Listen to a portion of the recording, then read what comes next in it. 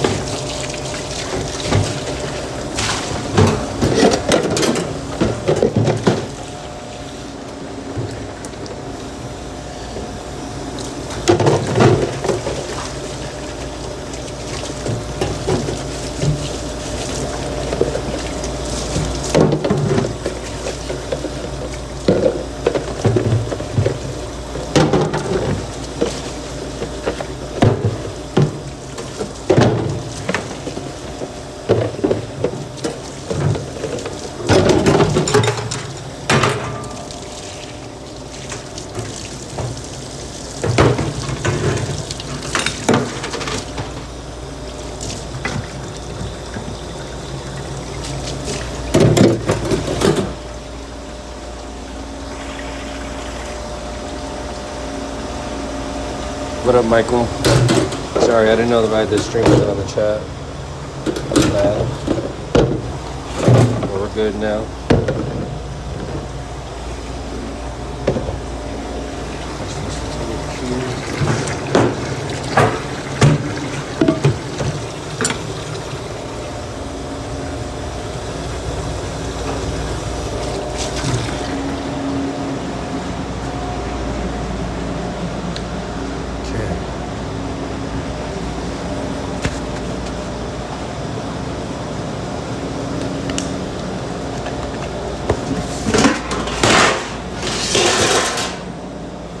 Gotta smell your meat, man.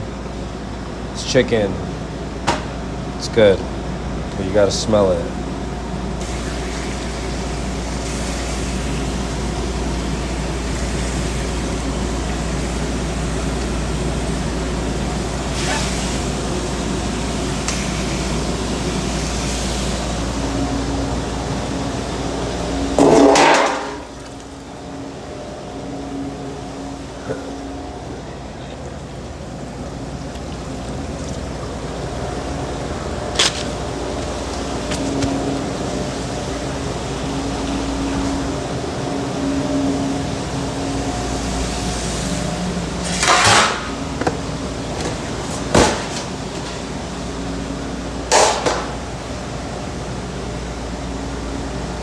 I'm telling you.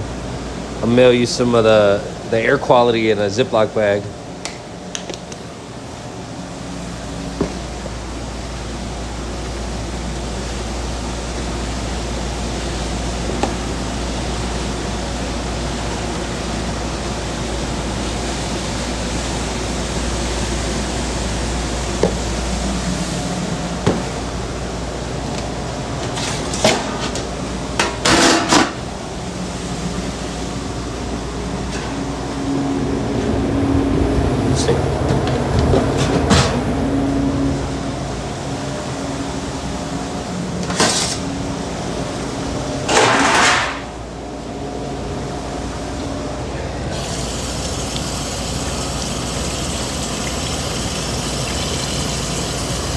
Shit, I was looking at it.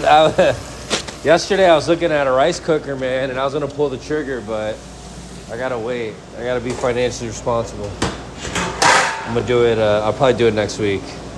There's just a lot of work that needs to get done in the restaurant, and the rice cooker's still ticking. So obviously, if it dies on me, then I'll have to go get it real quick. But if it's still hanging on by a piece of tape, we're still in the game.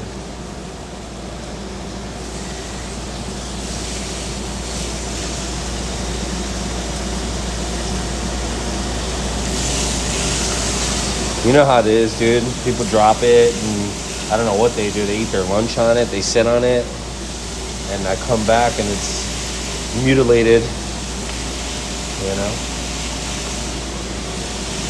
Everybody thinks the owners made of money out of their minds.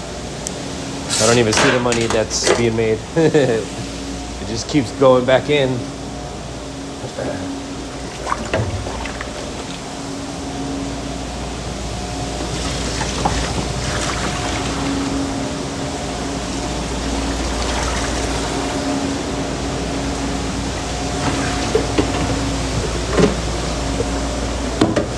I know all the relatives think we're loaded and shit.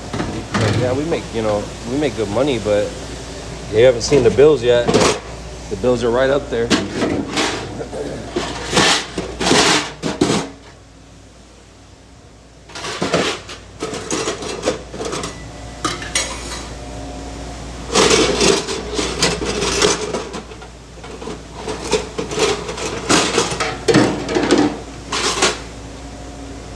The heck? Stickers. It's my number one.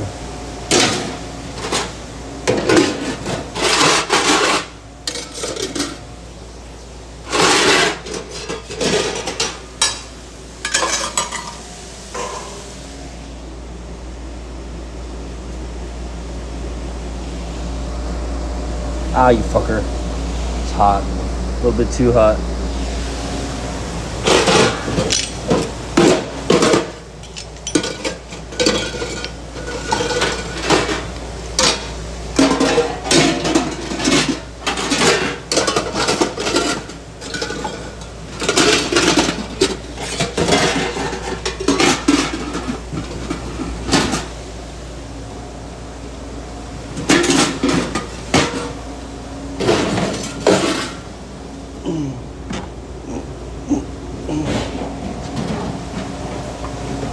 There you go.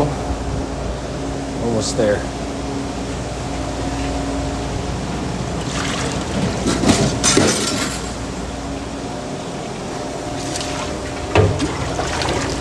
It's that speed run. We're gonna have time to speed run about opening the restaurant.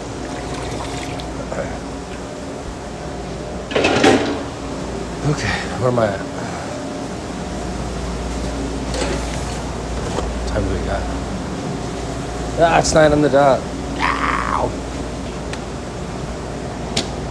I gotta drop this real quick and then make sure that door's open. It's a good means to start it.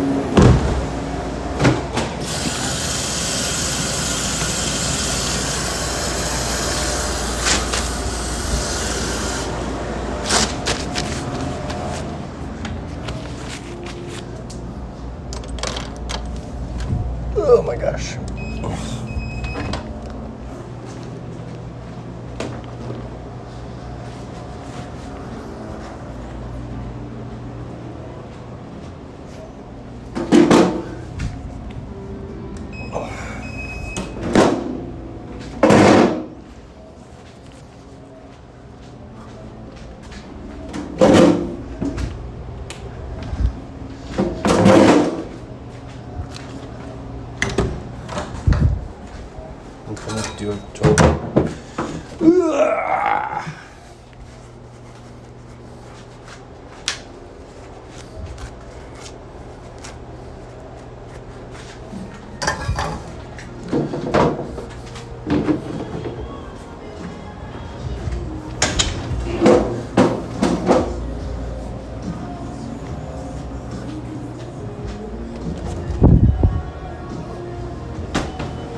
All right, we're open.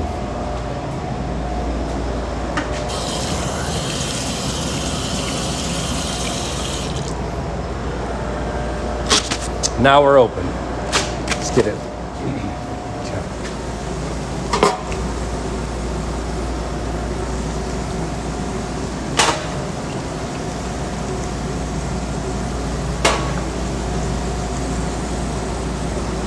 Got to season while it's cooking. Not that after stuff.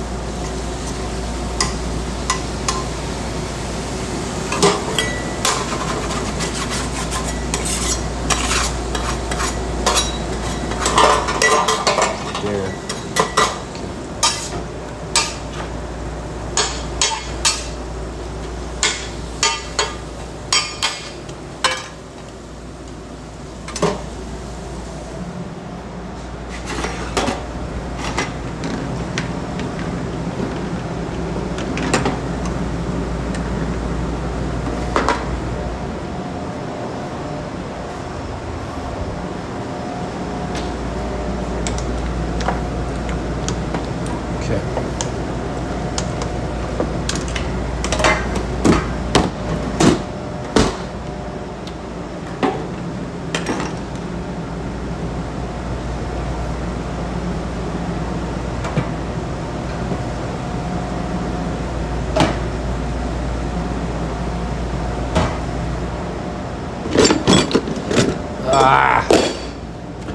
You know when things are supposed to be in certain areas and you come back and they're not?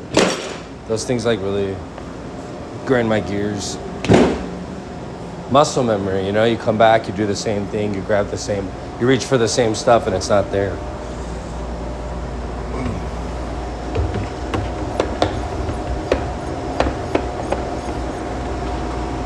I don't think there's anything left.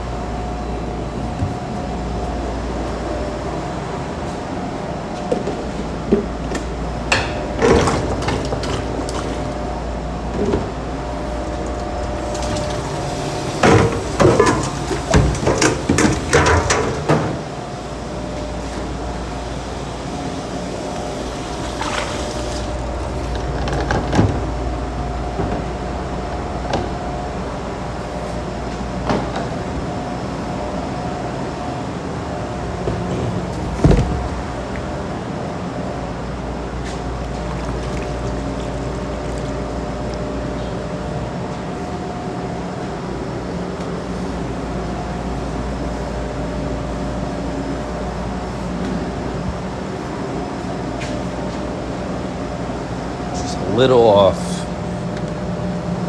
I can see it, feel it.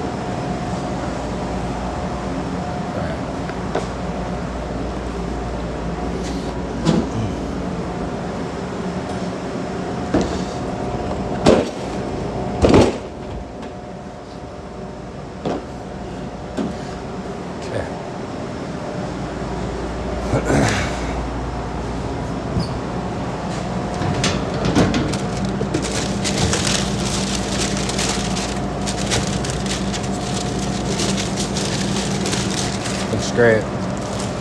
Did a really good job. Let's check down here, see what we got. Nothing. Shoot. Heard. Okay.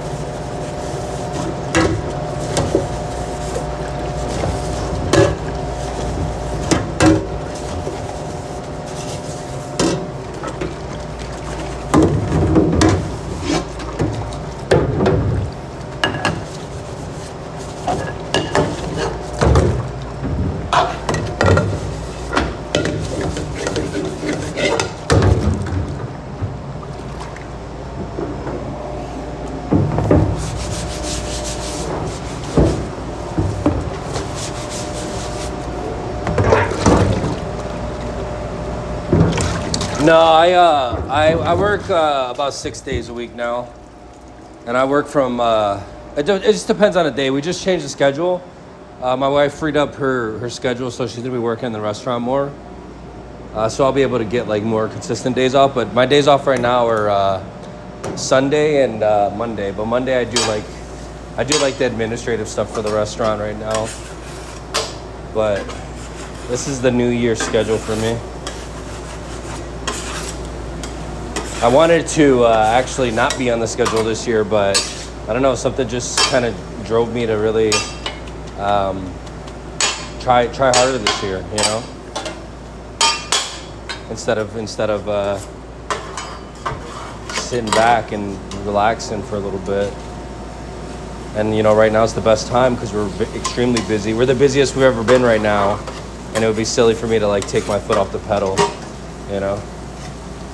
Because I'm tired, or not because I'm tired, but because like, you know, the service industry wears you down. That's a better answer.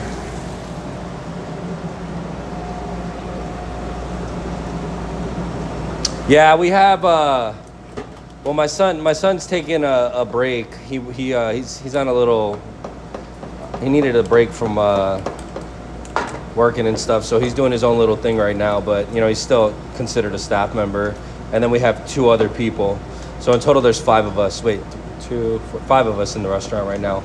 But I also have like friends that I know for like hire that I could pay, you know, cash to work a shift or run the restaurant, that have worked here before with me, from like, you know, me from me working side by side with them as managers, or you know, some of my old staff members who can really, you know, throw down, that know the food and stuff. So it's not really hard to find the help. We're just trying to be financially. Dang, dude. See what I mean? Every time I come back, something broken.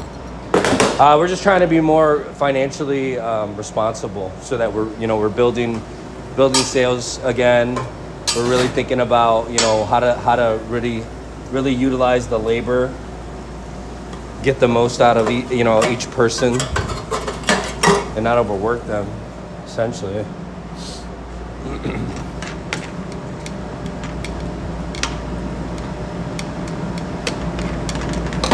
But it's not too bad, honestly. You know, when I was at Cheesecake during the pandemic, I was putting in like, shoot, I don't even know, dude, like 80 hours a week, 90 hours a week.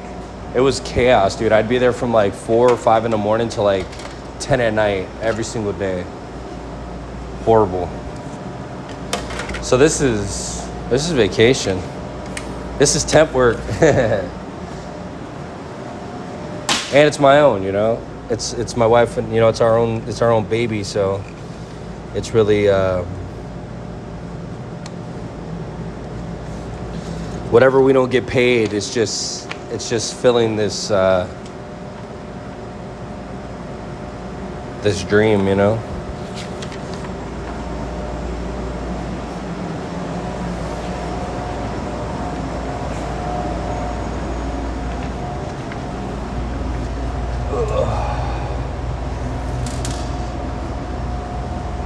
And we're still working, you know. Everything is like, you create a station or you create an area, and you know, you kind of throw it together, and then over time we really like, now that we have, you know, the ability to do these things, we're really trying to dive into systems and making sure all the recipes are accurate in the books, you know, so when we do bring more people on, we have all the tools, the training tools required to get the best staff member out of training when everything's said and done, you know.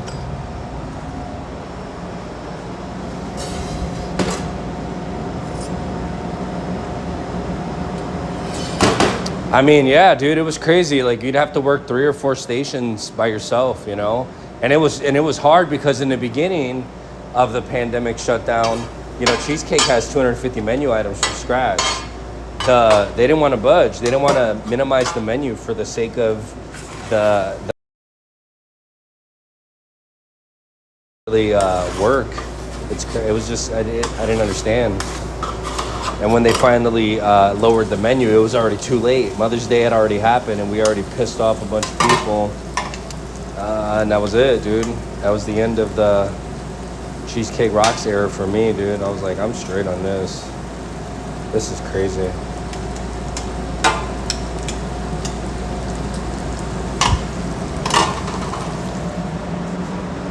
You know, there was like new styles of empathy and management that came into play when the pandemic came out, you know?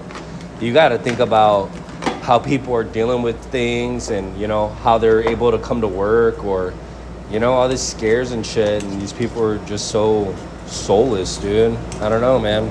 I got nothing but love for Cheesecake, but like things that, I don't know, I just felt some type of way about the way that they handled situations. And I've always been like one to drink the Kool-Aid, but I just didn't agree with it. You know, a lot of things went against my values and my religion. And I was like, you know what, dude, this is really like crossing the line in so many different areas. Like I can't keep like subjecting myself to this shit. That's it.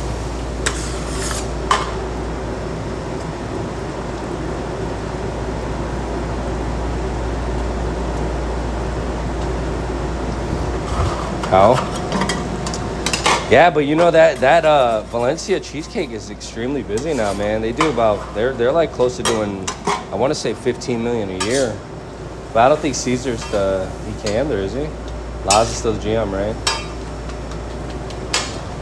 Well, where are you at now? Are you still in the restaurant industry?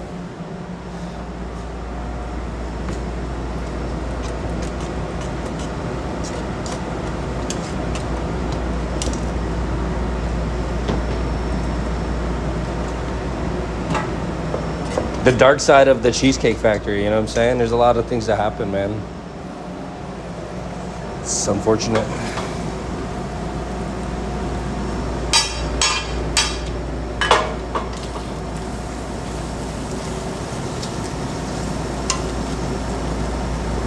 I love Red Robin. Are you working with Carlos Los? Is he still a manager there? Dude, the Blue Ribbon Burger, oh my gosh. It's my favorite burger of all time. It kind of scared me though the first time I went there. They were like, how do you want your burger cooked? I'm like, medium rare. They're like, well, we put it through the conveyor belt once, and that's some pink. And then if you want it well done, we run it through one more time. I was like, what? I don't know if I want this conveyor belt. But it was good, it was fire.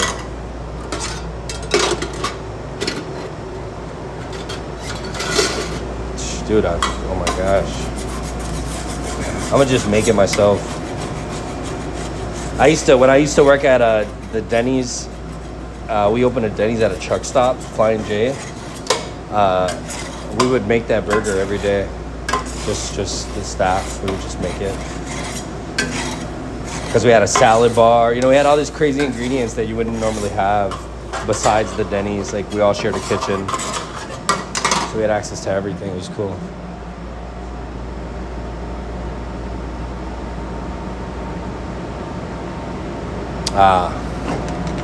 Hey, Los used to work saute.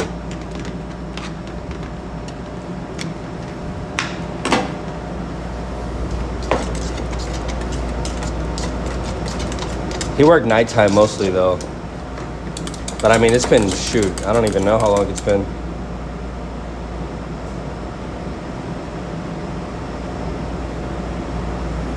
What's up? What up, Axe Hurt?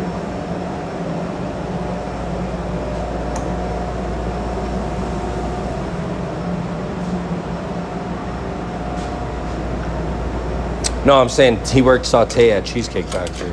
He was a manager at Red Robin during the day. He would work cheesecake at night. You know how they do that? You're working like crazy days, multiple jobs, crazy days. All those people there at that restaurant do that shit. They all work at like some other place.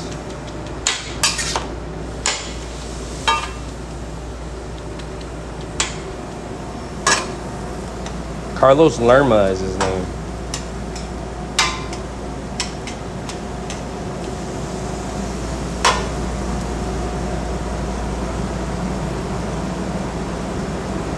How terrible.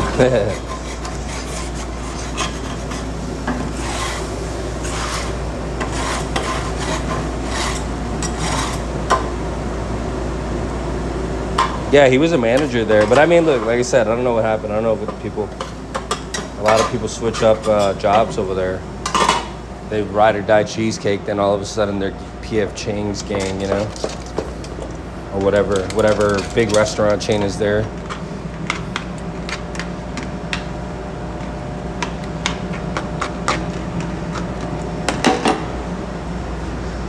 Right.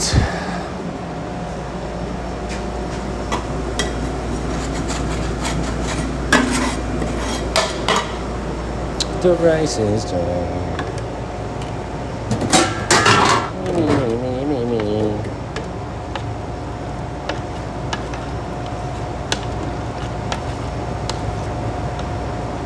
Sometimes if the rice is a little like soupy like this, just spread it out.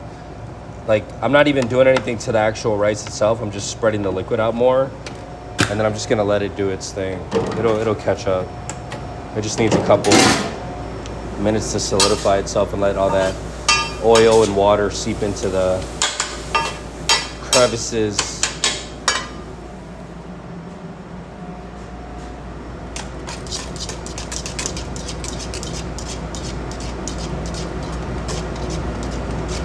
No, so what happened was I moved up to Washington and I took over the Tacoma restaurant and I was supporting the Linwood, the Alderwood Mall opening. And what ended up happening was Gabe was the first one to come up here, Juan's brother, and I put him on pasta.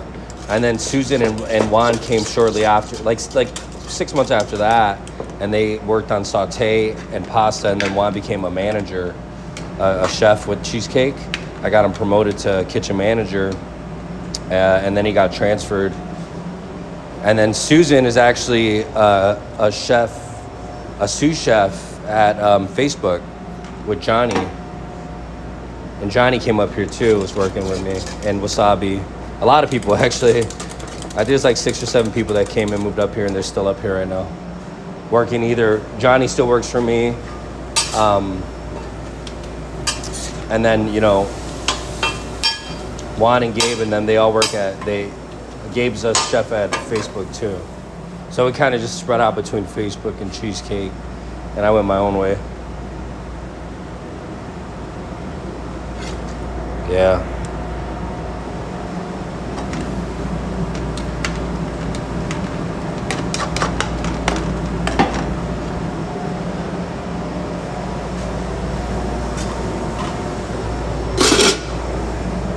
Some coffee.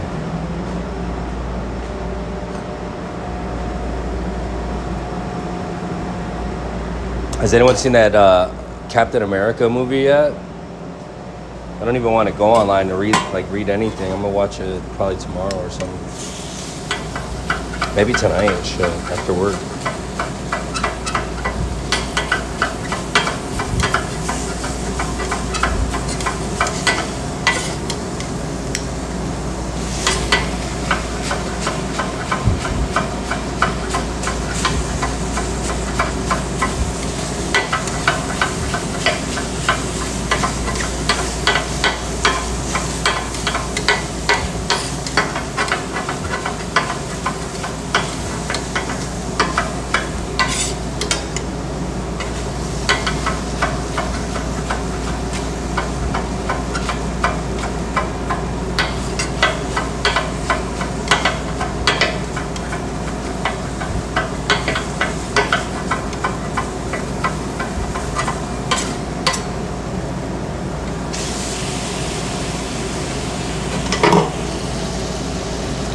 What up, Green?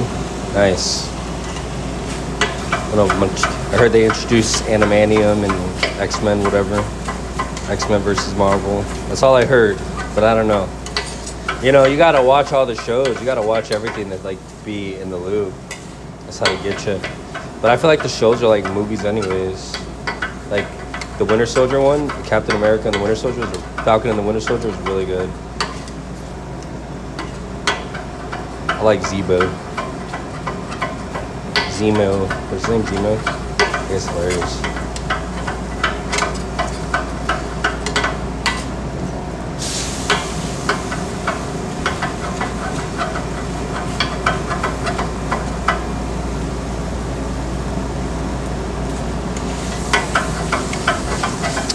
Yeah, so starting probably into the new month, we're gonna do we used to, like about a year ago, we used to do a Taco Tuesday special where you can get like 10 tacos for 20 bucks or something crazy like that.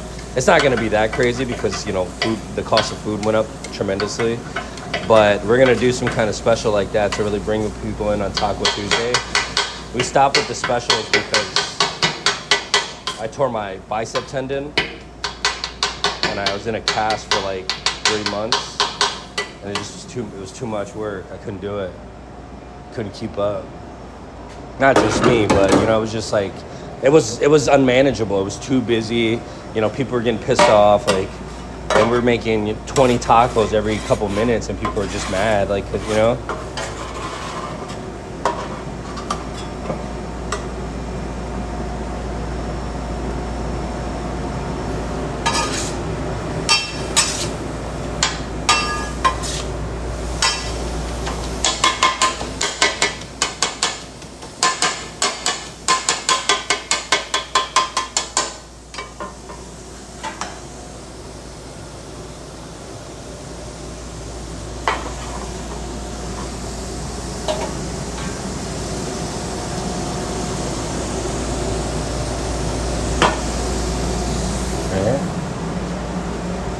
Oh, this is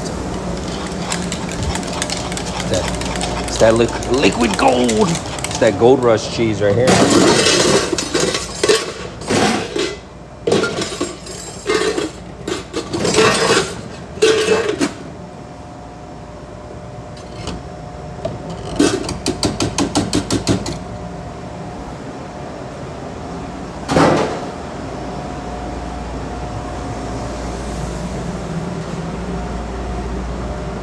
Nice.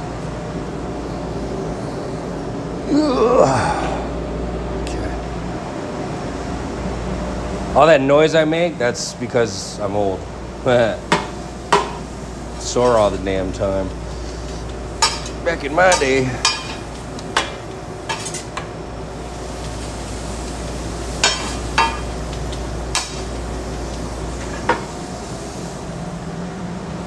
But yeah, after we cut the chicken, we season it again. Because like in between, there's nothing there. Got to give it depth on all levels, all textures. Then we're gonna hit it with some truffle oil. Imagine? Nah, I'm kidding. $1,000 chicken.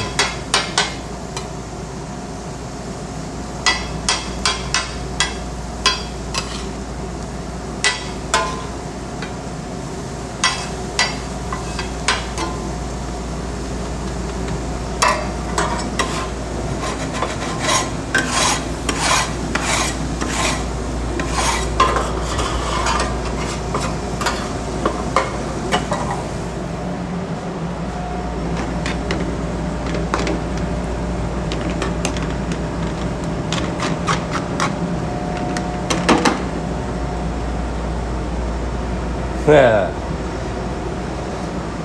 Just make it expensive for no reason. This is a tortilla, but it has caviar on it. $50. We could do afterpay. You go broke eating a taco here. You get in debt. Damn sugar bones tacos. Making me a debt with them tacos.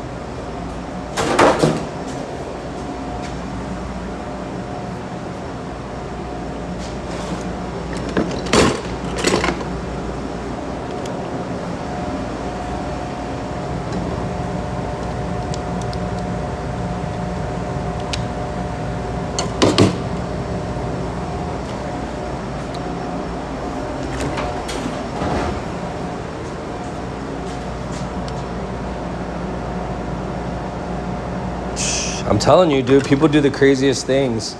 There's this restaurant in Milwaukee, right? It's called Bel Air Cantina. They have a tequila membership, and pretty much you could just rack up this crazy bill, and then you just pay it back over time. It's like a tab, right? But you know, dude, you know some of these people. You know, I feel like they're targeting like these college kids who, you know, yeah, they got money on their credit cards, but you know what I'm saying? They're gonna be paying student loans and tequila loans for years to come. I don't think they see those things, dude. They don't understand that. It's like opening a credit card at a retail store, like American Eagle, you know? That's crazy. Somebody's got to warn them. It's a facade. Right? That's the trend now. Get it net. Go get a bunch of credit cards. Buy everything you want. Then just file for bankruptcy. Everybody's doing it. It's a trend. That's not a trend, dude. That's the reality of America.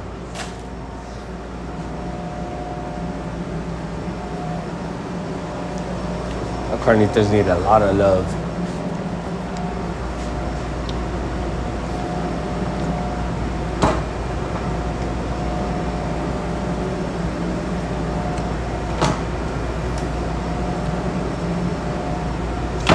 And then need some heat.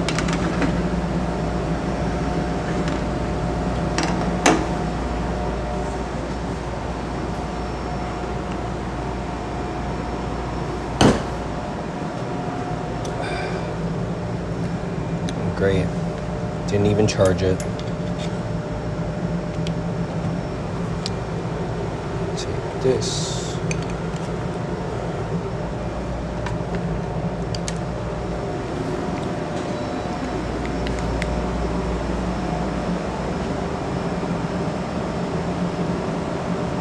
Oh, yeah, always. My passion is burning.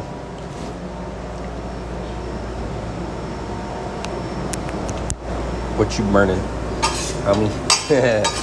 Square up, huh?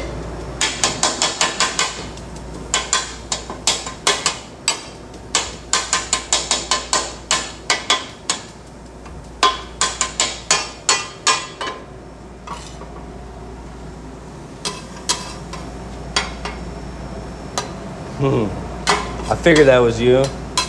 Even your typing is buff with your buff ass. You probably be typing with one finger and shit. Yeah. I'm making a protein pack for you. I'm sending it your way.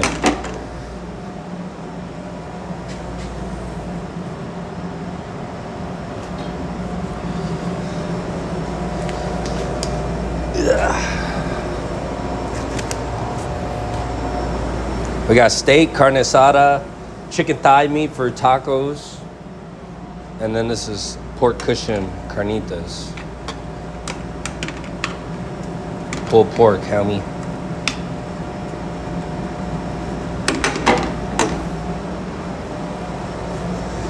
All right.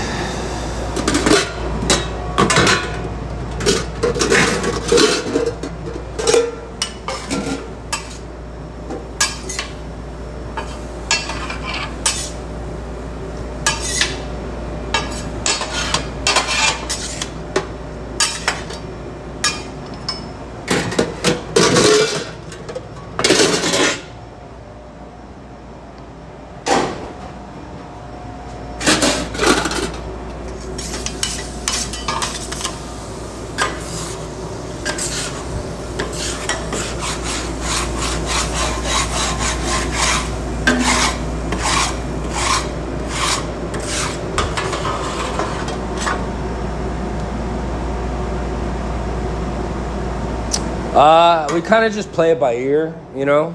I know like the trends of the restaurant. You know, Monday through Thursday, you know, at minimum we'll do $1,000 in sales. So I kind of just gauge it by the pops. You know, we'll get a pop for lunch, and then we'll get like a short afternoon pop, and then we just try to keep it in there, you know, to have it to its shelf life. But sometimes we get slammed and we'll sell everything right away. I just kind of, you could see the trend. Because when people order online, like on DoorDash or any of those online platforms, when people start ordering like the same thing, like you'll see like 5 tacos steak, it'll recommend it to the top and say, well, this is what people are ordering right now. And then you'll see like a fluctuation of just steak. So I know that like, oh, I got to drop some more steak, you know? Or it'll just be like these group of people, and then I know what they order all the time. They always order chicken, so on certain days, so I know I'll have enough. You know, you just got to look at the metrics and kind of gauge. But I normally start with 6 pieces of chicken, about 4 pounds of steak, 5 or 6 pieces of El Pastor meat, and then a full pan of carnitas. Beans, I try to fill them up, but in the morning I'll just reheat the beans from the night before. And then right before our normal brunch, which is at 11, a normal lunch, which is at 11:30, that's when I'll start ramping up. I'll do another batch of a big batch of rice, a big batch of beans, just to rotate, because I want to rotate the product in and out. And at the same time, I want to make sure I have enough, product to make it through a big push. So I don't know if that answers your question, long form.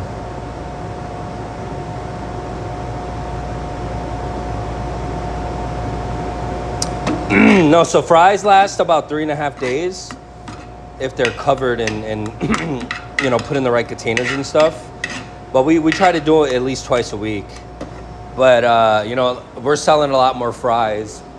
I'm going through about 130 pounds a week right now, which is like almost 3 cases.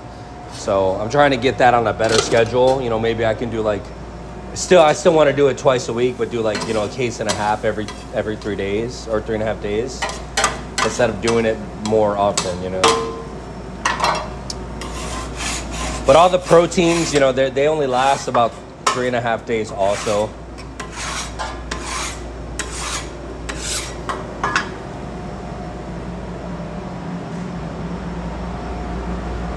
Yeah, exactly. Well, we're a scratch kitchen, so that's the good thing about scratch kitchens is that when things happen like that, you can make something on the fly. You know what I'm saying? I remember one, soy rizo is pretty popular here. We sell a lot of it. And there was this big to order that took about, 30 portions of it. And we ran out. And as soon as we ran out, somebody tried to order it in the restaurant. And I was like, look, I can make you something. It's not soy rizo, and I won't even charge you for it. You know what I'm saying? So I got some peppers and onions, and I got a chili, an Anaheim pepper from I just made it work. You know what I'm saying? And the dude wanted to pay, and I was like, no, that's our bad. But I just wanted to make sure he was fed, you know what I'm saying? At the end of the day, we drop the ball, we eat it. But I see a lot of restaurants that flex about running out of stuff. That's not a flex, dude. You're losing sales. You're pissing off your customers,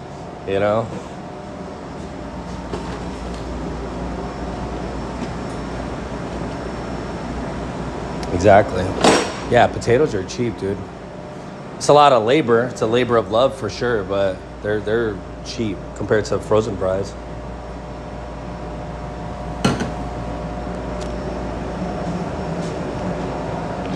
Thanks. No trip. We'll be cooking different food here, very soon. Once we get the staff in place, I'll be making a lot of different food.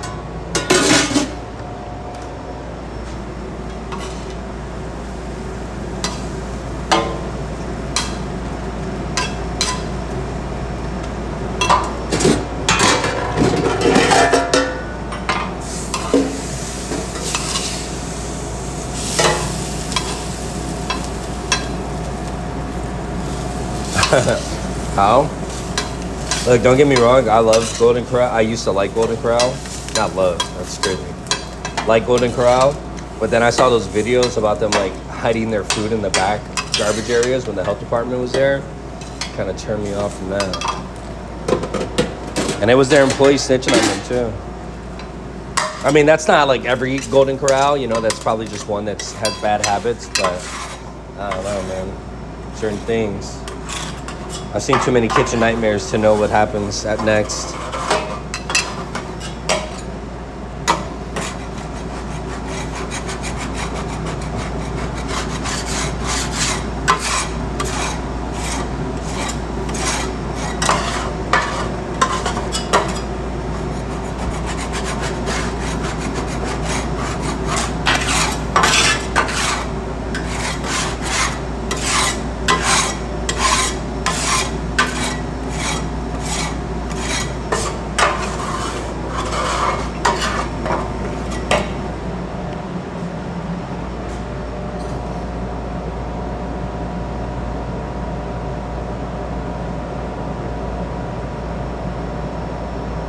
Yeah, of course. That's like management 101, There's 5 levels of Cheesecake Factory management.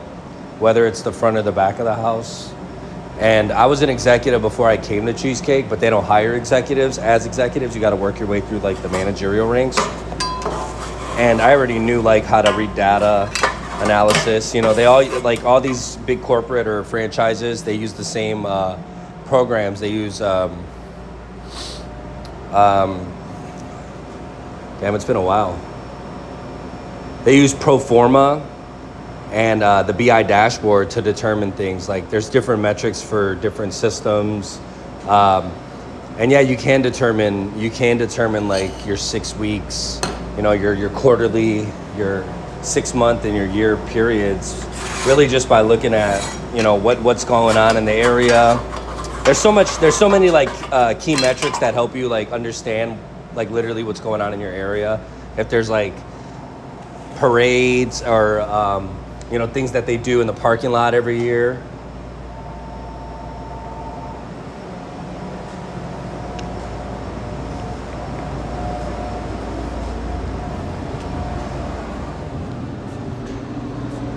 Just elbow grease and oil and water. That's it. I gotta finish cutting this. I'm gonna finish cooking this meat and then I'll clean the grill. It's literally just water and oil. That's it. Yeah, so you just gotta really understand that, you know, that's why it's super important to be on some kind of like some kind of platform that has that data that saves it so that you can really look over your numbers and stuff, you know what I mean? Like we have a really high demand for lengua, beef tongue, and I have some in the cooler and I'm gonna cook it today. I'll probably make a video about it. But that's like our #1 protein seller, but it's extremely expensive. So we had to figure out the price point before we like put it back on the menu. And that price point's like $4.50 a taco. It's so expensive. It's like $13 a pound.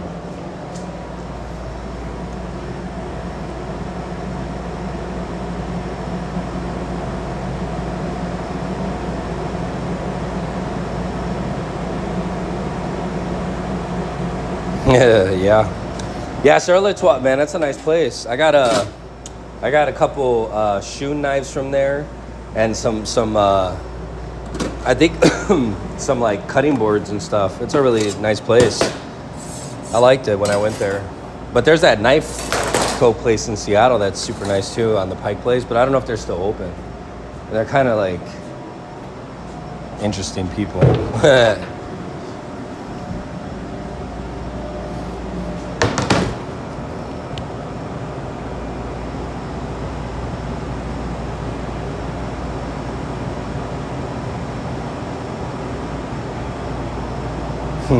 Yeah, lengua is pretty crazy.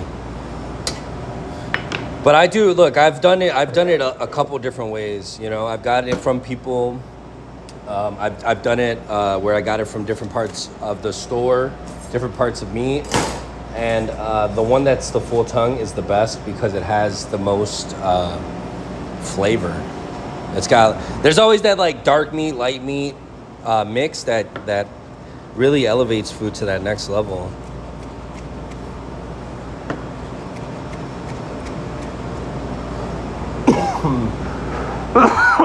Excuse me.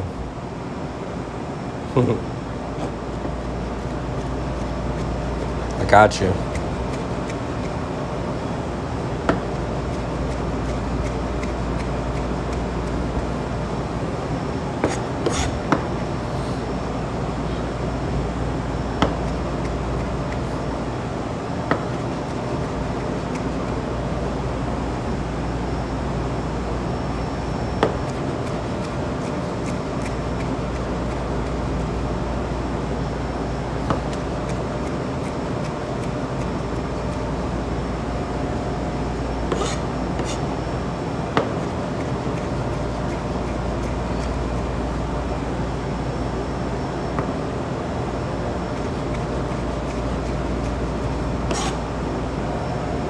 Where does it come from?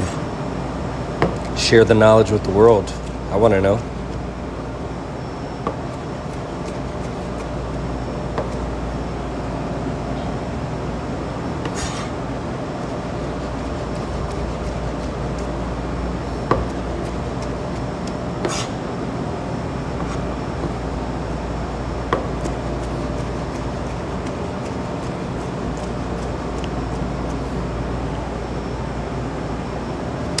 some BS, huh? Not only are they emitting gas, how? They're fooling us with their tails. Ah.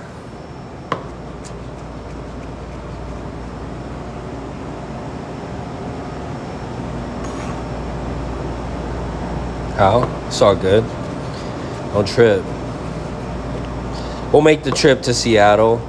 Well, you know, more than likely we'll be at the Puyallup Fair, the Taste of Tacoma. And if we get invited to the Taste of Seattle, we'll do that too. We'll be rolling up in the food truck. And live streaming at the same time. It's going to be an episode. It's going to be your new favorite episode. It's that too raw for TV.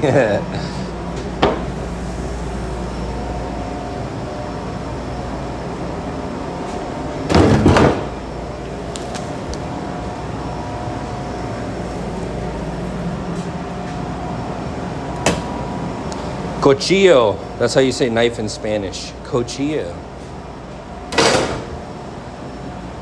We're going to learn together. That's all I know in Spanish. We'll get there.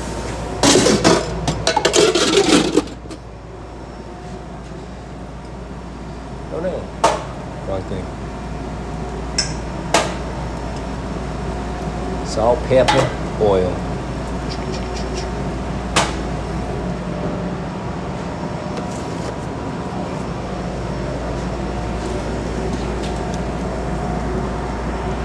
Does the stream look like smooth or is it a little laggy? Let me know.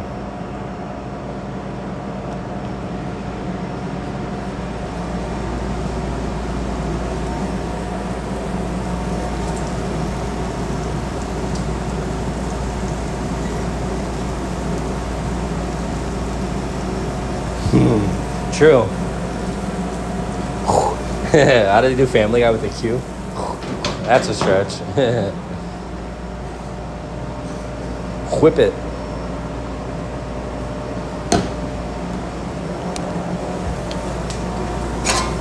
That's that love language right there. You hear that?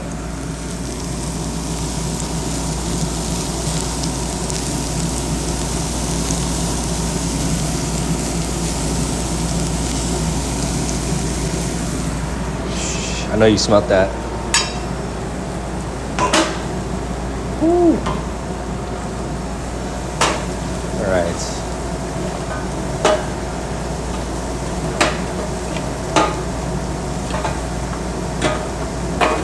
I'm probably just like, I have OCD or something, dude, because I just like things a certain way. When I go to grab it and it's not there, it's something else, it's like, come on. I'm getting punked.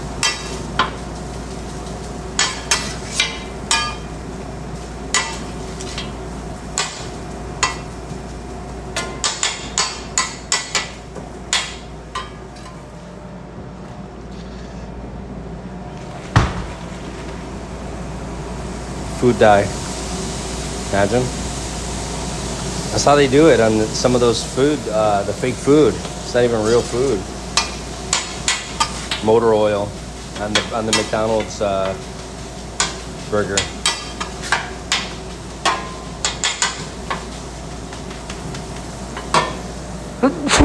Excuse me.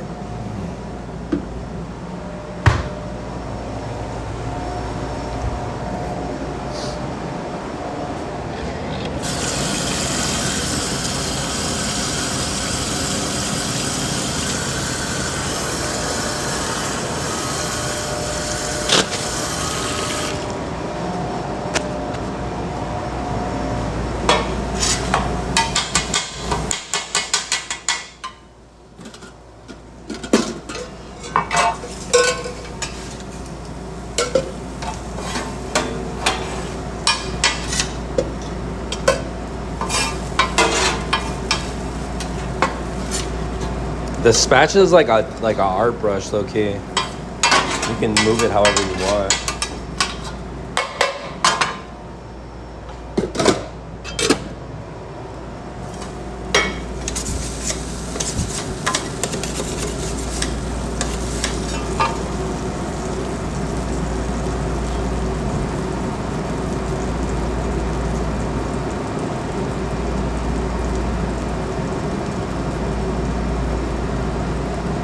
Zoom meetings are always, yeah. Everything in its place, exactly. We have to P-touch this whole building.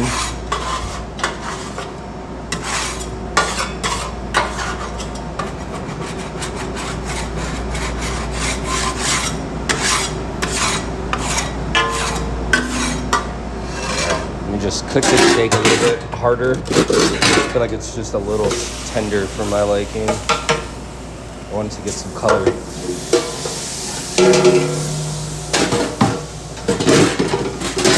That's really hot, by the way.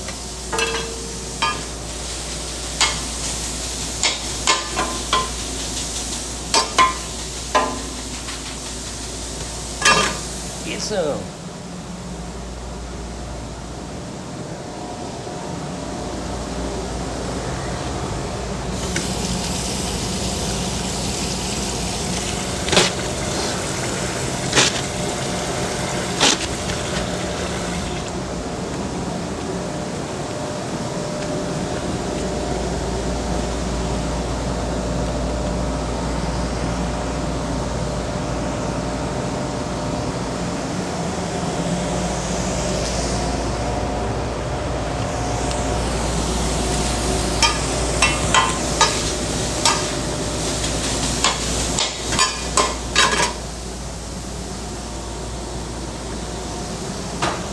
All right, need some music in this bad boy.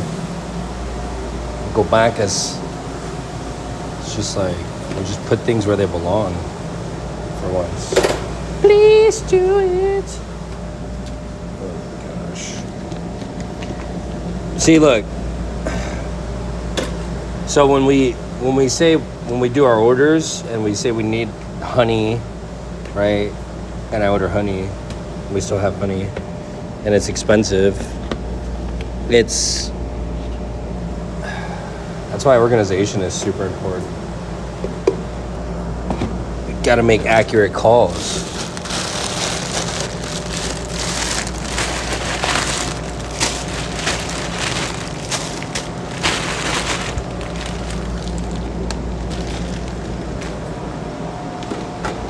These gotta get put in containers.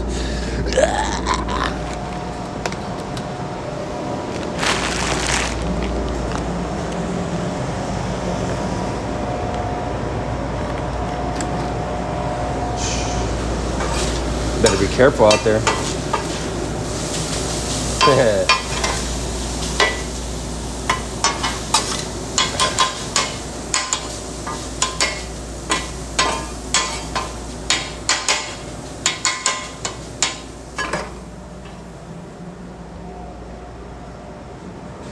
Okay. Back to what I was actually doing. Putting some music on.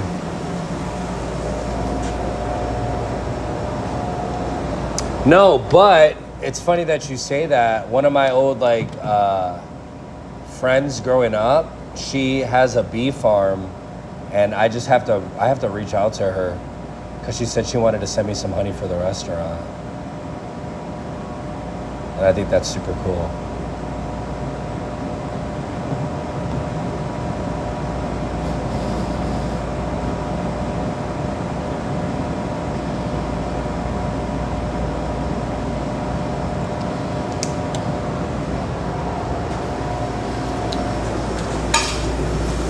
Well, you know, honey's really expensive. I don't know how much it would be from the beekeepers, but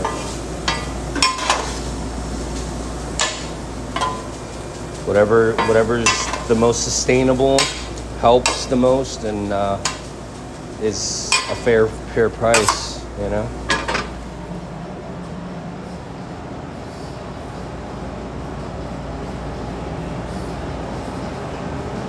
Yeah, you know what really, what a flavor that I just dislike a lot is cardamom. This shit's gross, bro.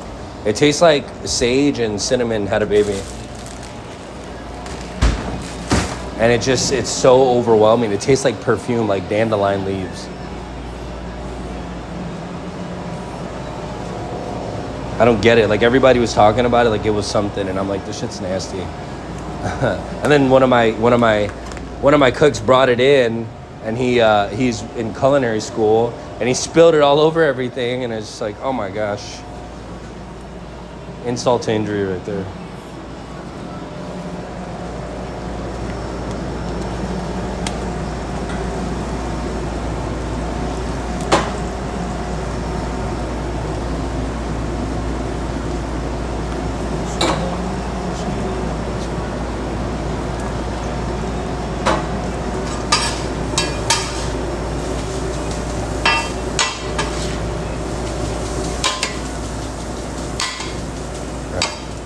Now I feel more confident with the steak, now that it has some color in it.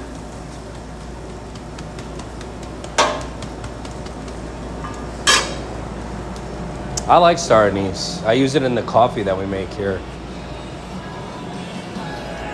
It's really good. Where's it at? I got a little bit left. This is like my well, this isn't my, it's not organized. MTV Cribs, but everything's a disaster. Let me reshoot this, imagine. Set them out. Jeez, dude. All right, well, everything should be in alphabetical order. Numero uno.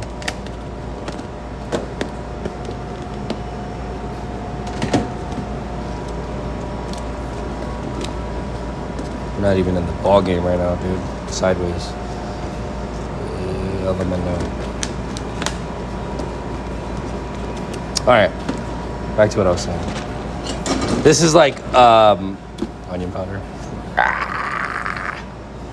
Just give me a second. Anyways, these are the things that we use for our coffee and our mole.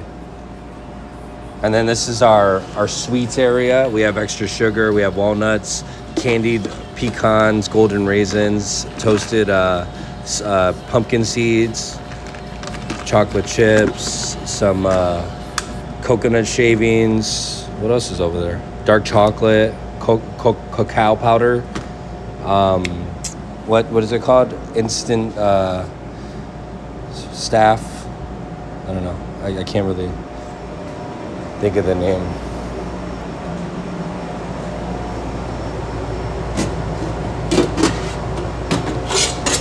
Well, normally people sell you like the crappy parts of the cilantro. You know, you're eating the stems of it. Oh, the word I was thinking of was yeast, instant yeast. Jeez. But you know, if they're chopping up the stems or the leaves aren't good, like yeah, you're gonna have a bad experience with cilantro. You know, it's something so simple, but you know, you ever had wet parsley? That shit's gross. It's like eating like the bottom of the lawnmower, like.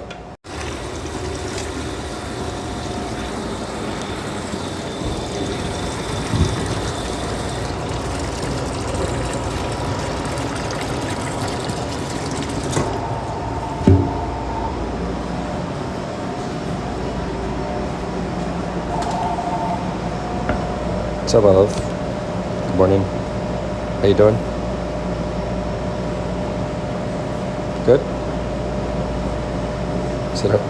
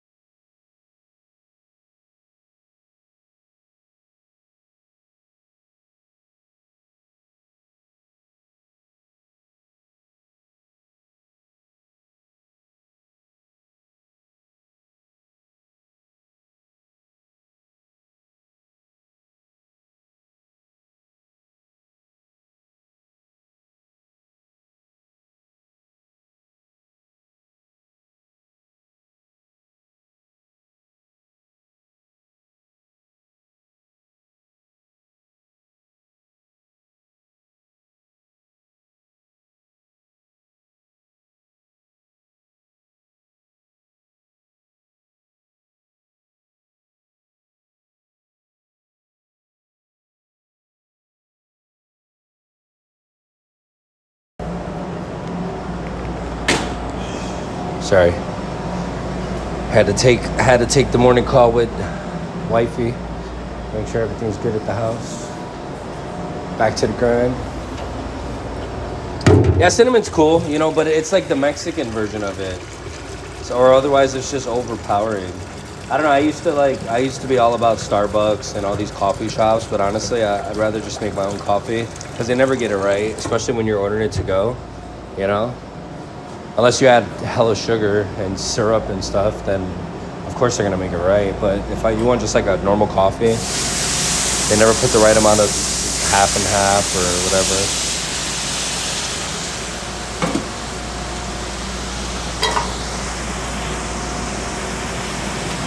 Yeah, so the water, the oil, everything just reacts with each other, right? Once it kind of settles down, you just use that same hot water and that oil to scrape patches that are really tough to get normally. So if like, I'll just put the bubbles over the part that's really thick and greasy. And that's just gonna eat away all that stuff. And that's just water and oil. It's working with, you know, it's activating and working with itself.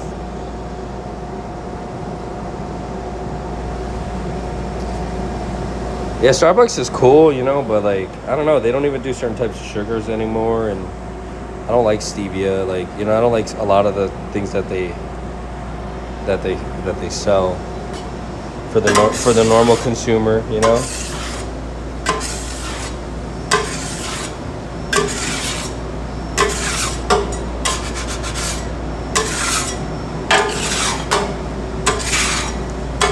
I mean, I've seen people spend like 15, 20 bucks a day on Starbucks, like nothing, dude. Set a budget for it. That's cool, but that's a lot of money to be spending on sugar.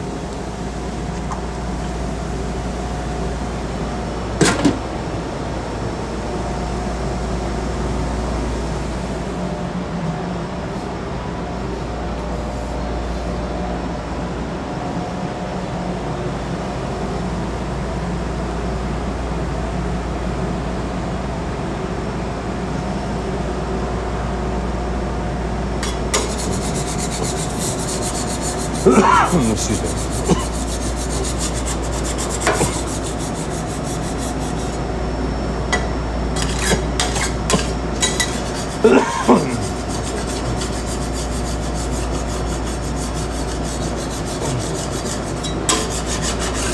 I know, like, you know, in business, the goal is to get the repeat customers. I'm pretty sure Starbucks probably has the most repeat customers, you know? Or probably a tie between them and McDonald's, but I'm telling you, Starbucks, they crank out. I mean, probably Starbucks, honestly. Because it's a faster turnaround.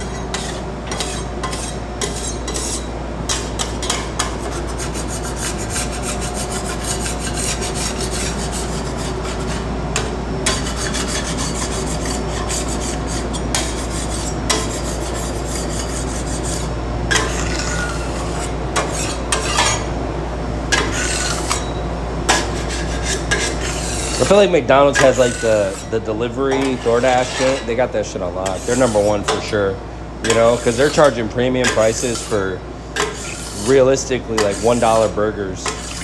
You know, they're making money off every avenue and any avenue they can, and we're over here paying premium prices in hopes that somebody would order our food. You know, these guys got that shit on lock. They already know.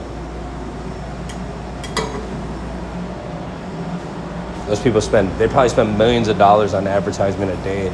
You know what I mean? Imagine the rewards on that credit card.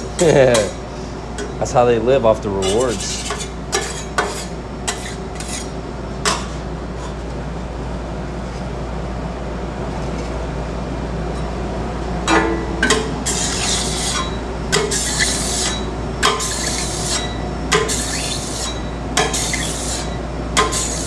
See, the water pretty much did all the work. So I'm gonna sand it down a little bit, scrub it down, but not too shabby for some water.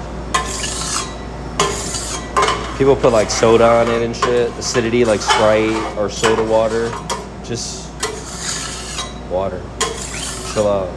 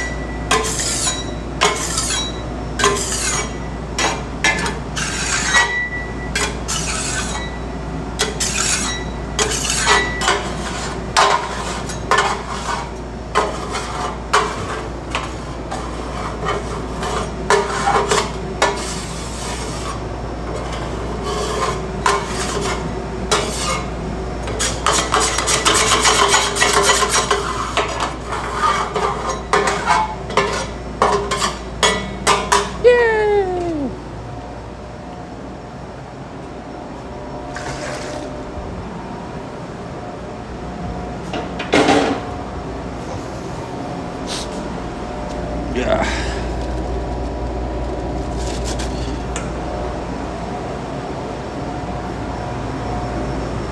Bow.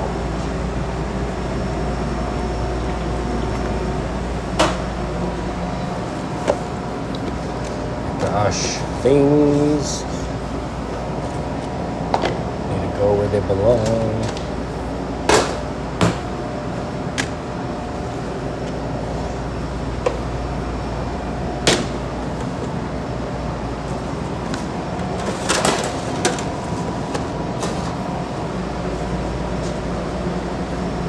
Crazy, you're seeing a live POV of somebody who has OCD.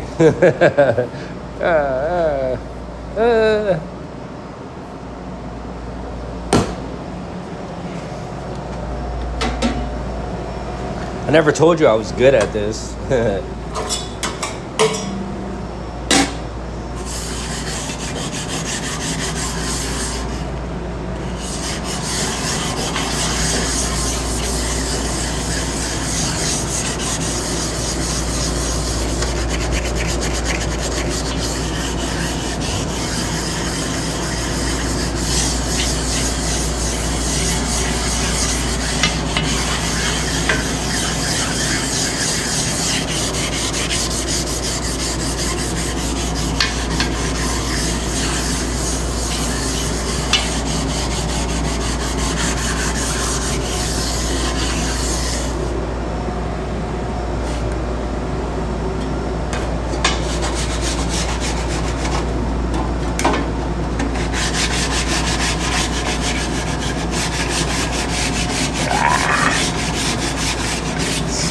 Freaking hot.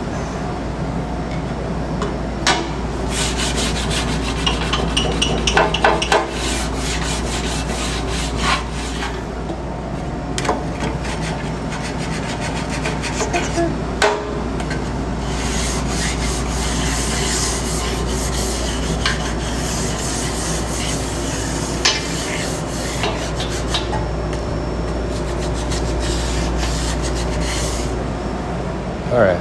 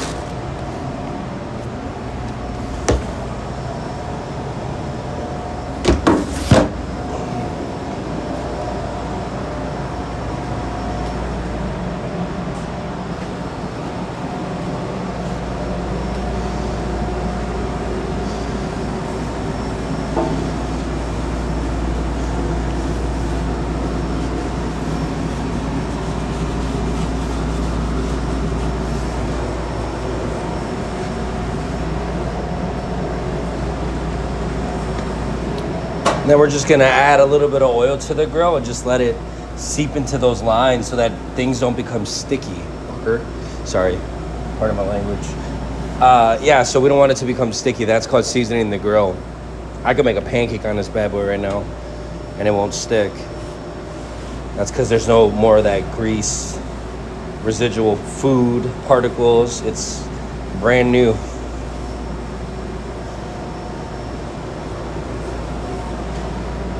There it is.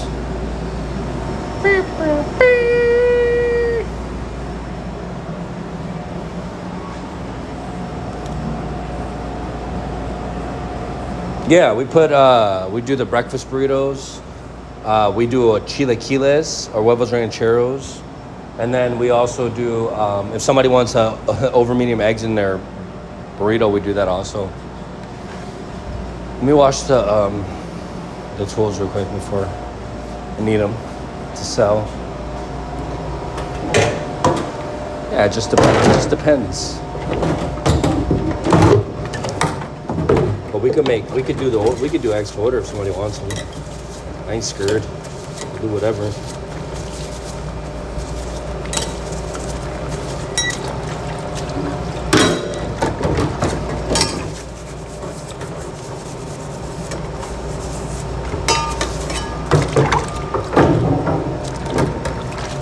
And since I'm here, I might as well just knock these dishes out. It's gonna take me like a couple minutes. I'm like, why not? I try to keep up with my dishes when you're working solo because certain, we try to have enough plates and pots and pans and everything, utensils and tools. But sometimes when you're really busy and you got to use multiple cutting boards and multiple tongs and knives, it can kind of get a little hairy. So it's always good to have your stuff showtime ready so that you're not scrambling for a pan or waiting for somebody to bring you a pan to the line. Like, be proactive, stock your station, wash your dishes, set yourself up for success, You got to remember, like, this little downtime that you have during the day or at nighttime or whatever, you should be capitalizing on that and really, like, taking half the trash cans away because they're just going to keep throwing garbage in it when they could really, they could use 3 garbage cans instead of 5. Just really preemptively setting yourself up. Just constantly, the goal is to stay ahead of the shift, right? Product levels, but you don't want to go too crazy because then towards the end of the night, you don't want to have like a third pan full of Angus beef asada in the pan, because we can't reuse it the next day. We either got to make some burritos and give them away or freeze it and, donate it or something. But it's just not a good financial move to just have those things loaded all the time. You got to use your numbers, use your data to really come up with the best conclusion. After 7 o'clock on certain days, we're making food to order. Got a ticket, just get it. All right, first DoorDash order of the day.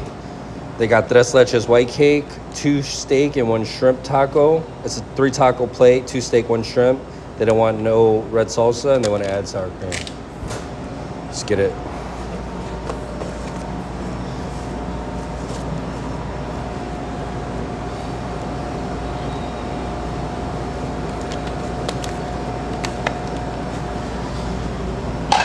So anytime you're working on a ticket, you always want to do the thing that takes the longest first. So in that case, that's the shrimp. We got to get the shrimp going right away because it takes about 3 or 4 minutes to cook. Because we're not trying to fry this shrimp in a pan. We're just trying to butter poach it. So low and slow is the game. But there's things that I can do while that shrimp's cooking.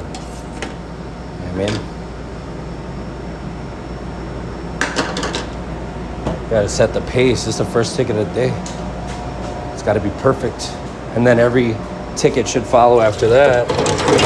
I'm not saying that it's gonna be perfect, but you want it to look good. You want to try.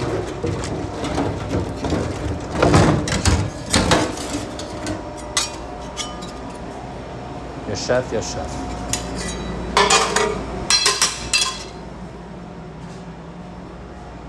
Okay, and then I need a tres leches cake white. We got carrot cake, red velvet, strawberry, and white right now. See, looks good.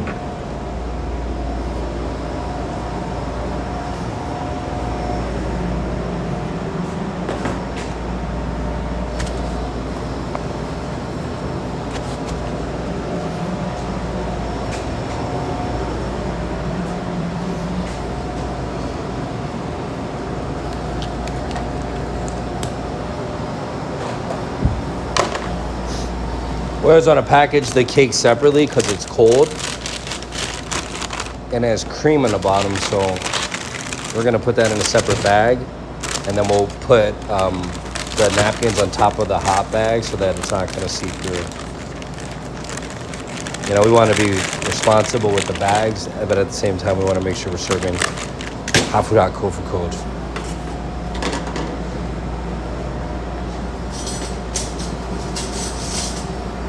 So when the shrimp starts to get a little bit of color, that's when we cut it with a spoon.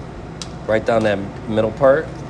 You just want more value for each bite of shrimp taco, right? They're gonna get more out of these pieces versus like the whole 5 pieces of shrimp. They got 10 pieces in one taco. It's a pretty good bite. All right.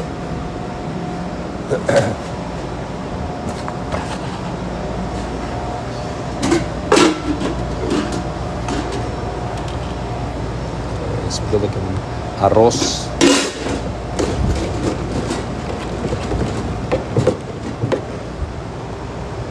Beans.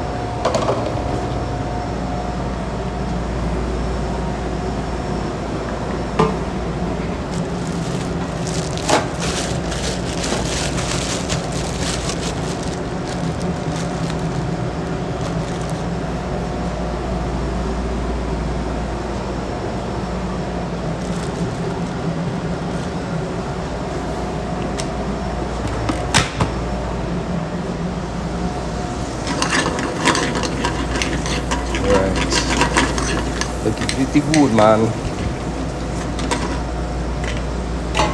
And then all I'm trying to do is make sure there's no translucent pieces of the shrimp still there, because it's gonna have some carryover heat, but it needs to be like this part right here. It needs to be in direct like contact with the pan to make sure that that shrimp gets cooked up. Because if it stops cooking, then it's gonna be a very rubbery, like it'll bounce back, chewy piece of meat. We just want it to be cooked throughout, not overcooked. Just enough. All right, so that's good right there. I'm just gonna turn the burner off and let it finish up. That's going. We're gonna flip these bad boys over.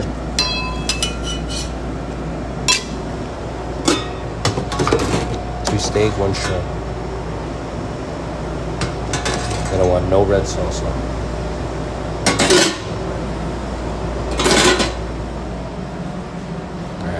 We're gonna drain the water residual from the shrimp and also the butter that we used.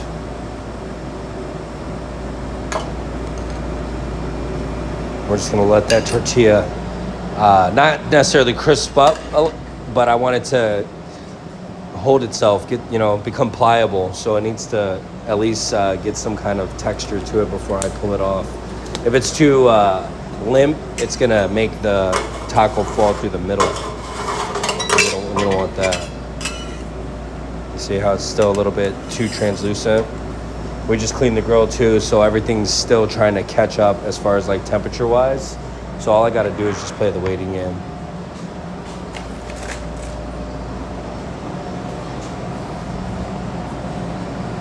It's gonna cripple me. Imagine. Start over.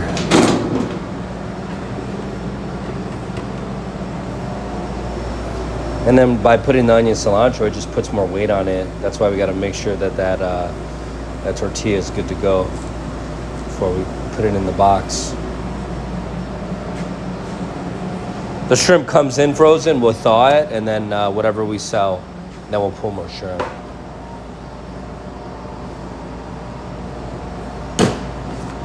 It's good shrimp though. Trade Winds is the brand, I think. And those are $31.40. Okay, here we go. Boom. See, it's still good. It's durable, it's pliable. It's not translucent. Right? It can hold itself. And then you know what's going to happen is over time as it sits in a box, it's just going to solidify more. It'll really be a nice, durable taco to eat once it reaches its destination. So normally this would come a red and green, but they don't want red, so we're going straight to green. Some good looking green. Boom. And then we have, that looks like crema, but I want to make sure. Crema is there. I need this.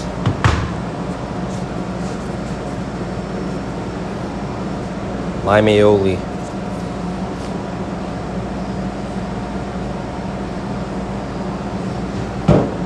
And they want crema. I always like to get the weight of the liquid to the bottom of the the bottle before I start it, so that we can have some nice even streaks.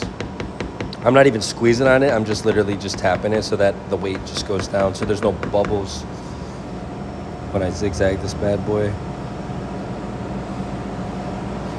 Every time I reset, I'll try to re-zigzag or adjust that weight to the bottom. Looks good. And they don't want no salsa, so that's it.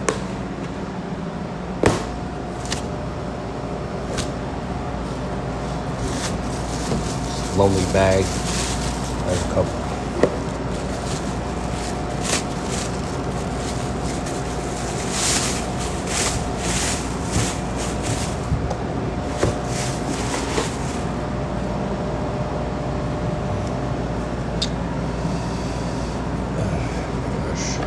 Okay, so this is another thing, right? I always want these to face, the napkins to face up, so that when I reach in and grab them, they're not unraveling, right? But when we set them up this way, and I go to grab one, it unravels. It's just something that I want to be the same, you know? Because when I'm busy, everything needs to flow.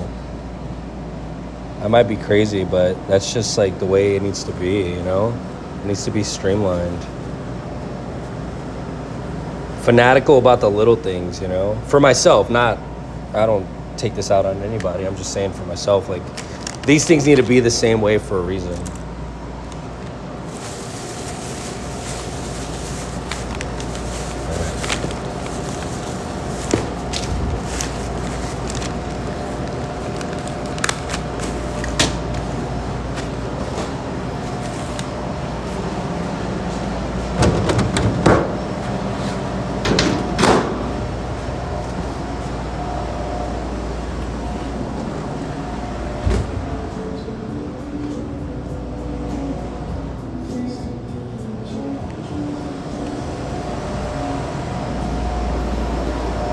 Okay. I was gonna keep going on dishes, but let's get this prep going. I don't even know what we got going on in the cooler. So, figure it out first. As soon as I clean this shit. Mess up.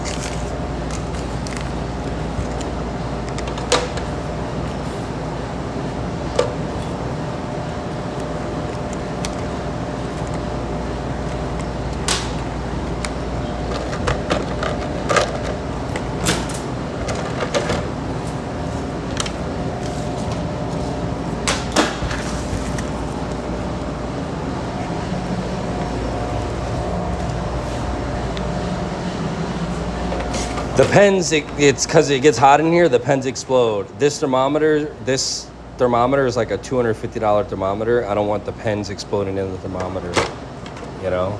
Certain things. That's the thermometer that the health department uses.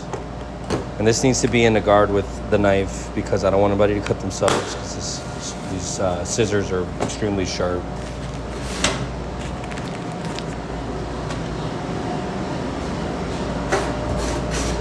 And then, I don't know, I just throw this away.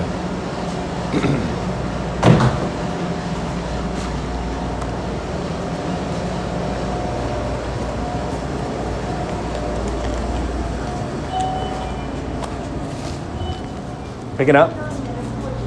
There you go. Have a good day.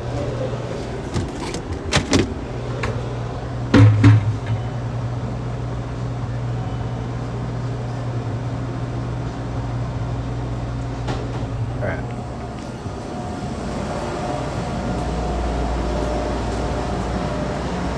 So I already know what I got down here. I kind of know what I have here. I gotta see. I got half a pan of fries. I have mole for days.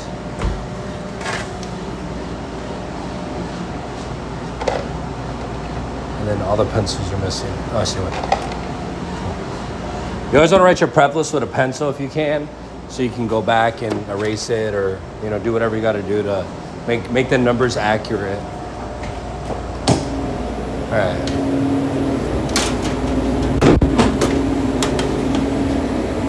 Two onions, so this is 2 onions, there's no cilantro, there's 4 onions cilantro. Potatoes blanched, we have the last one's up there, so we're good. Cheese sauce, we have 0.75 of a pan, we don't need any. Mole, we have a 2-time, we don't need any. Red salsa, I only have 2, and green salsa, I only have 2, so we're gonna have to do 6-time of each of the salsas today. Al pastor marinade. I don't have any, but I don't need any today, but I'll make some tomorrow. I have 10 pounds of marinated pork. Chipotle honey we have. Steak marinade, I don't have any, so I needed that today. Marinated steak, I have 15 pounds, I'm good. Carnitas, I have a 2-time, I'm good. Limes, I need 2 6-pans. Pineapple, I'm good. I'm gonna need to make 90 salsa portions today. 10 of the red and green. I didn't even look at guacamole yet. I know I'm gonna need beans. Tortilla chips, I think I'm good on. Lime, I have 3. Sour cream, I have 20 portions, I'm good. I have 1 bottle of crema, I'll do another bottle. Mozzarella, let's just bag up some 6 pans. Horchata, I'm good on. Water, I'm good on. I'm just gonna check the shrimp. So I have 1 thing of shrimp left. That's good. I'm just gonna pull it.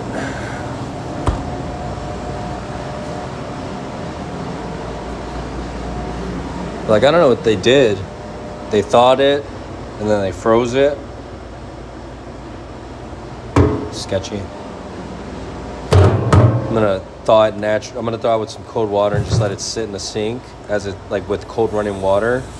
And once it thaws, I'm gonna look at it to make sure it's still good or not. Okay. Guacamole was the one thing I needed to look at. So when I'm writing the prep list, I'm thinking about how much we have and how long it's gonna last, or how much we prepped that's not gonna last, and we need to make adjustments down and make adjustments up, just to, you know, because we don't want to have any food waste, or spend all this time prepping food that literally just gets thrown in the garbage. It's crazy. So guac we're good on right now, actually. Let me just take one more peek down here. So we have portion cheese, but we don't have any loose cheese for like tacos or burritos. We have 3 red salsas to start, so I'm gonna take the day on red, but I'm gonna make green and egg salsa. And we have 3 bottles of lime, that's more than enough. Lime aioli, you know, we wanna make sure that we reach that maximum shelf life, because after a certain amount of days, so they made it on Monday, right? They should have made a full 1-time, not a half-time. This will last 3.5 days. So I guarantee you that we'll be making this probably by like tomorrow night, when it should last, you know, till, we should be making it Thursday morning. if that makes sense. Okay. So I look at what we have on the list, and then I start determining, okay, how am I going to orchestrate this? How am I going to figure this out? Like I said, I have essentially 4 red bottles of salsa because I have one on the line. So I'm going to take the day on that, but I'm going to make a 6-time tomorrow. A 6-time equals 1 full can. I don't want to have any leftover cans of tomato sauce and tomatillos, and then that gets put in a container. It's just like unnecessary extra dishes to wash. And also, like, is somebody really going to grab that like little bit of tomato sauce that's left in the can, or they're going to just go for a new can? You know, it's not going to get rotated properly. You just try to make things as bulletproof as possible. So I know for a fact that I'm going to need that X salsa right away, but I want to start the beans because it doesn't require anything and they take a long time to cook. So I'm just going to get the beans going right away. This big stock pot that we got from a witch, imagine.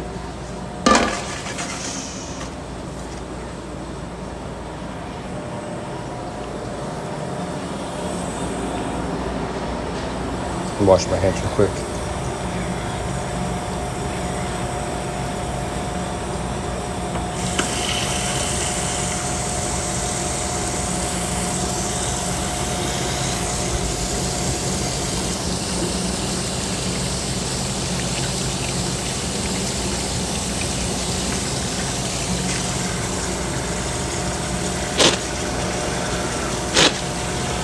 All right, frijoles,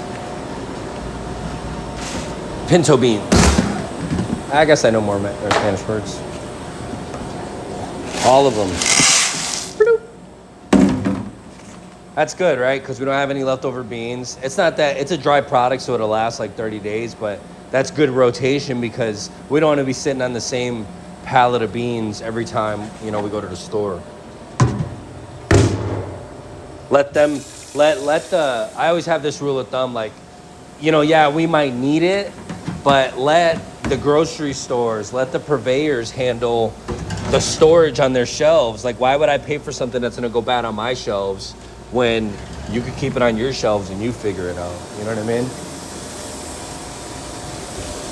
All right. So when you're cooking with beans, you just always want to check for rocks or any like foreign objects because they pile them in big bags. Sometimes even when they go through the machines and they're washed, you just never know.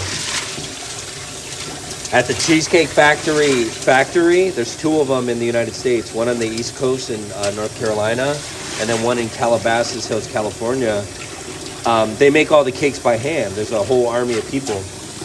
And every cake literally goes through a metal detector just to make sure that nobody didn't, you know, you're not supposed to wear jewelry anyways, but, you know, a wedding ring or a wedding band or ear, like something could fall in the food, and they take that extra safety precaution to make sure that, you know, there's no foreign objects or metal objects in the food.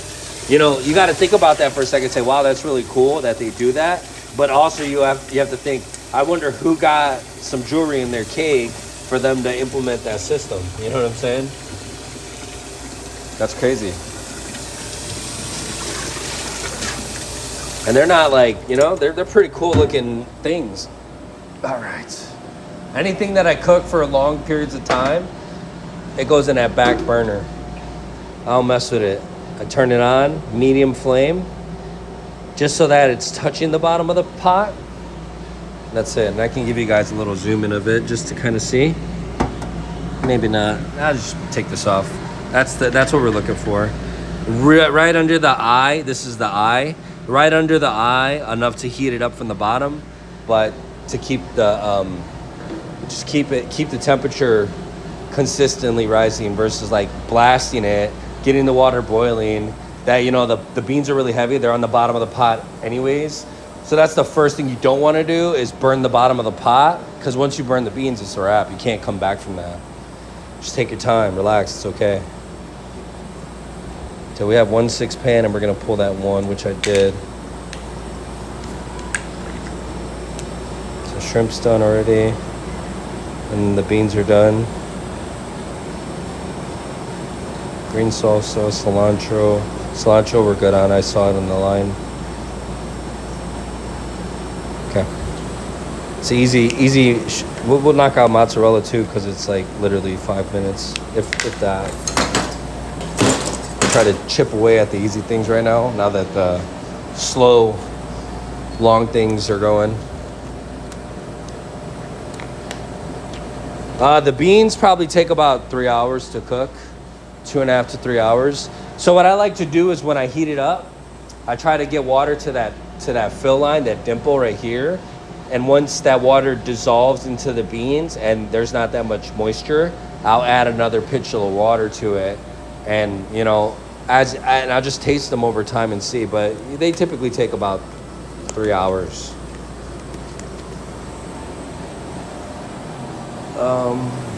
I was going to do something. Oh, yeah, the cheese.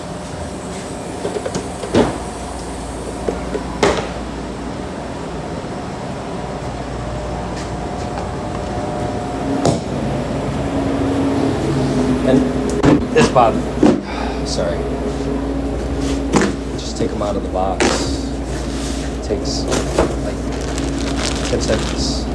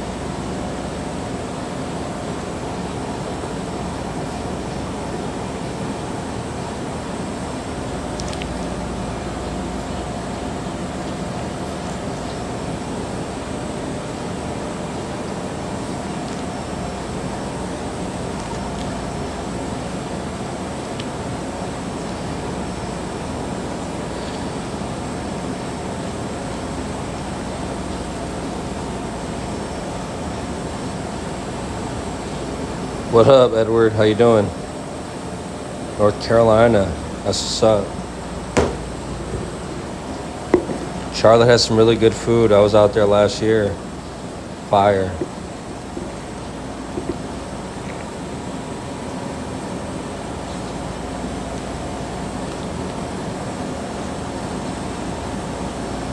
We went to this chicken spot called Bossy Beulah's. Dude, next level. Coleslaw and fried chicken. Oh my gosh.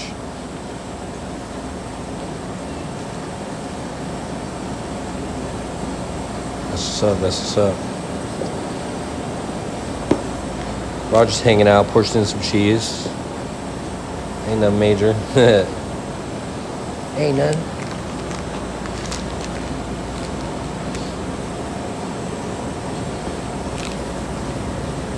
Yes, sir. Yes, sir.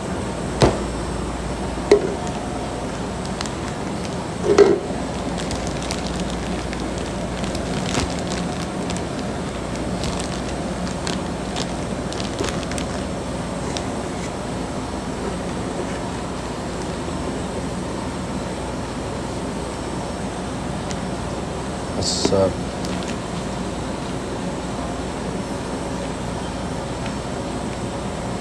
How's the weather out there right now? Is it crazy? It was snowing over here and now it's like sunny. I don't know what's up, dude. That's not a sign. I don't know what it is.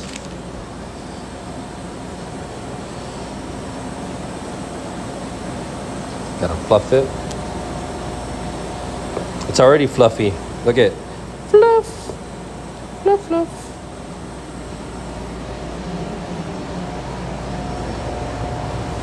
It's that extra fluffy version.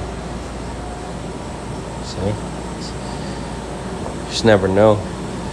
I don't like when it's clumpy and stuff. That means that there's some like temperature violation there that caused it to melt together. You know what I'm saying?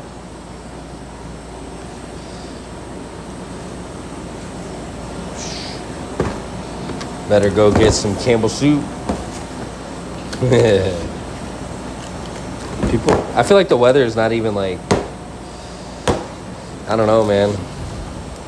It's kind of used to everything already. It's like nothing's surprising anymore, you know? Fires. All the planes are falling out of the sky all of a sudden. It's weird.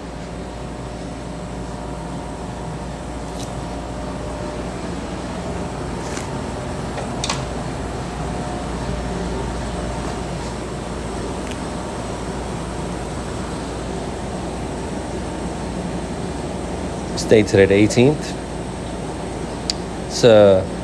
This month is come and gone so fast already. It's crazy.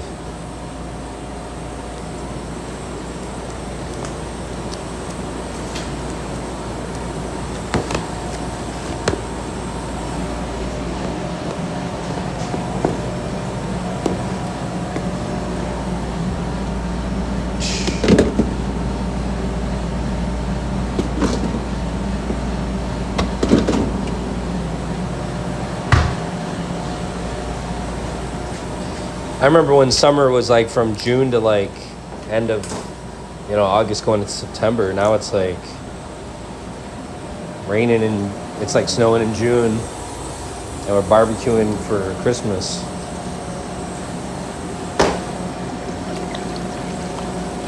Type shit. All right.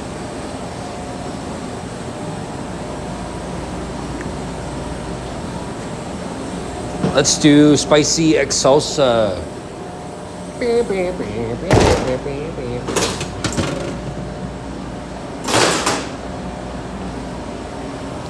This knife is sharp. Scared a little bit. Right, we're gonna need arbo chilies, habanero chilies, cumin, some cumin, if I can find it. There it is. Wait, is this cumin too?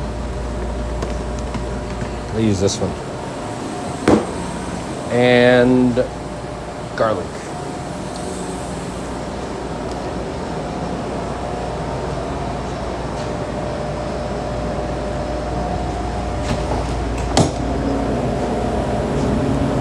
Yeah, I gotta do my taxes. Jeez. Well, we have a tax person, but I gotta submit the documents. I got it like halfway done. I gotta do the rest today at some point.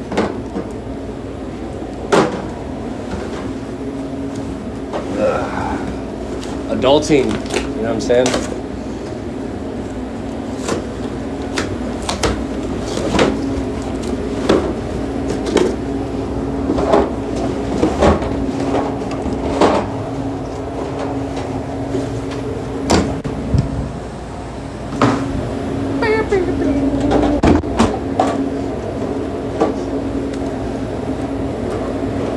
You always want your restaurant, your cooler to look like a grocery store, you know? Make sure it looks stocked, filled, everything facing forward. I don't know what the heck this is.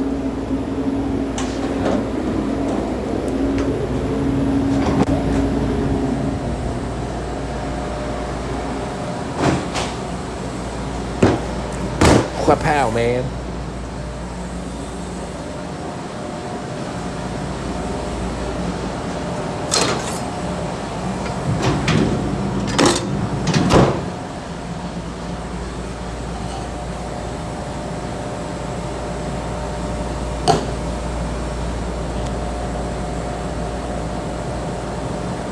FIFO, that's right. First in, first out. It's amazing how many people take their like food handler's card, to get the job, and then they forget it all. And then we're stuck with these newbies who don't know the difference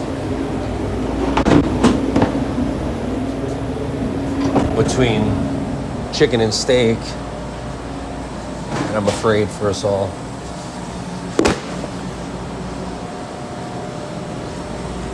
All right, artichokes.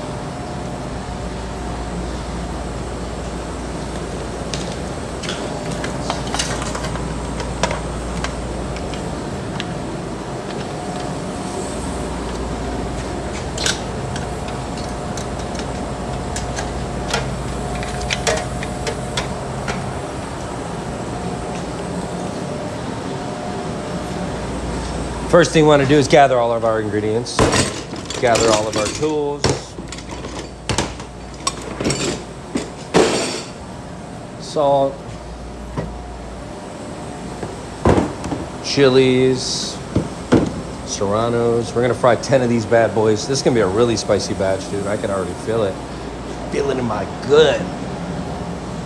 And I'm gonna try it too, I got to. I might cry, but I ain't scared. So we do five serranos per batch. We got an order too while we're at it. All right. This bad boy's gonna get fried. So we got here. So we have a 3 taco plate, one chicken with mole, and a steak. And the pickup time is 11:03. So we're gonna fry these bad boys off. Go about our day. 1 minute in the fryer at 350. And while that's going, I'm gonna pick through these peppers and take the stems off of them. These are chilies de árbol. They're really spicy. They pack a punch for being so small. And we're gonna do 30 per batch. Once these little bad boys start popping, make sure they get submerged because they'll get you. Okay.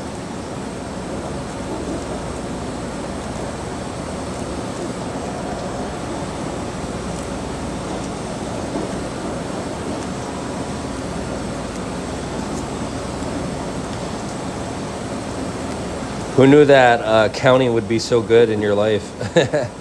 It'd be so detrimental in your life. All that other shit don't matter. Counting.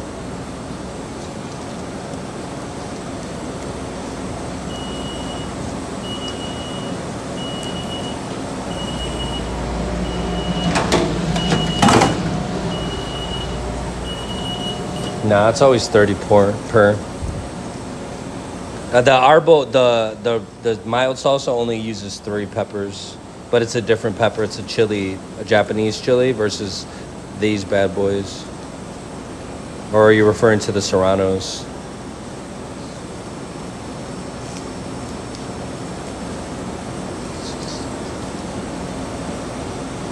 Might have to rewind the tape on that one. Rewind the tape.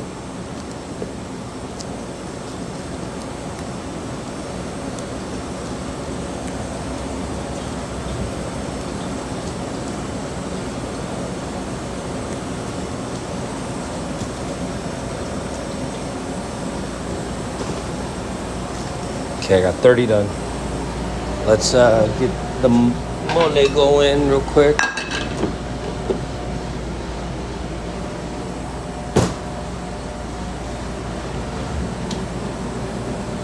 Yeah, that's the mild red salsa. This is the spicy one.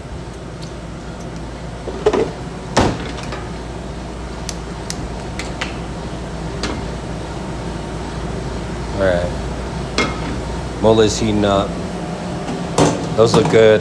They're nice and blistered. Ooh. All right. Let's make this order real quick. Your taco plate, chicken with mole, and steak.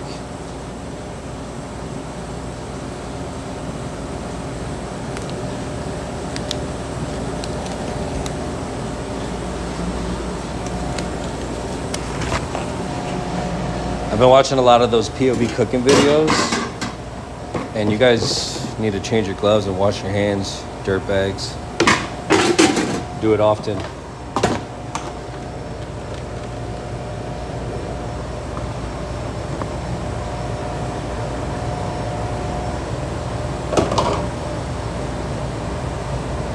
Yeah, that's what's up. I'm gonna quiz you at the end of the stream.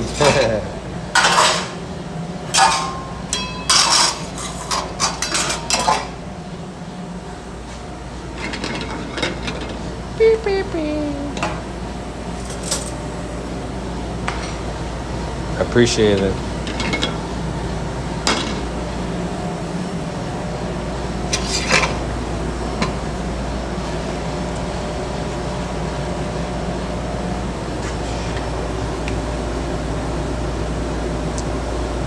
You know, there was a staff member that we had here. I'm like a cool boss. I don't care, like, as long as the work gets done and we're paying attention when we need to. Like, I don't really care what goes on as long as we're, following the rules and stuff.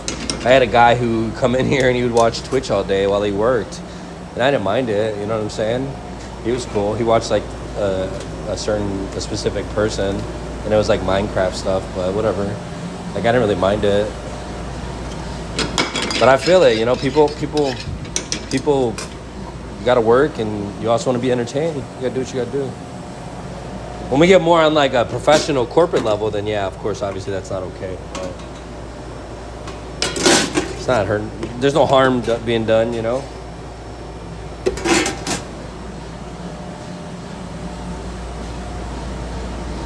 This is true.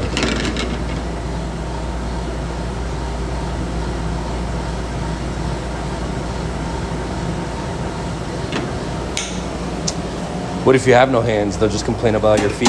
Yeah. Complain about your shoulder blades. It's whatever. I don't even pay attention. Mole. Boom.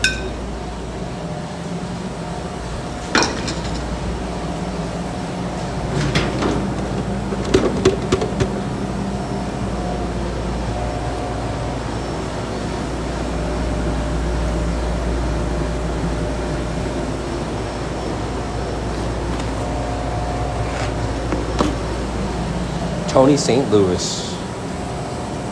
You sticks. Hey, Tony, you ever been to Naf Naf in downtown St. Louis? Or to the Weber Grill at the Galleria Mall? That place is fire, bro.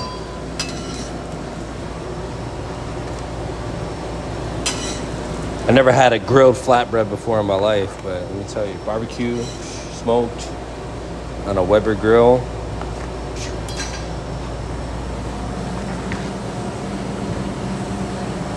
All right, mole doesn't get salsa because it is a sauce, a gravy. So we're not gonna taint it. We're gonna let it showcase.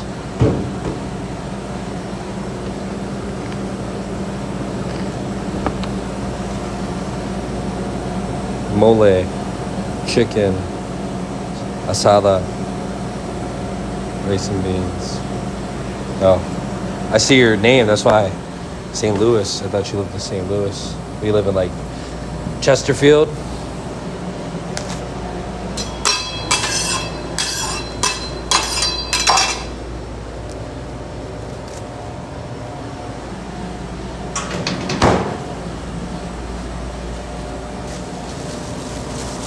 Maine. Feel it. So you're not from St. Louis? No. British Columbia. Oh, okay. There's a St. Louis in British Columbia. I didn't know. My bad.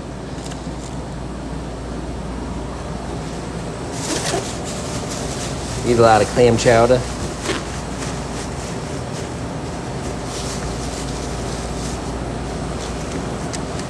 Oh yeah?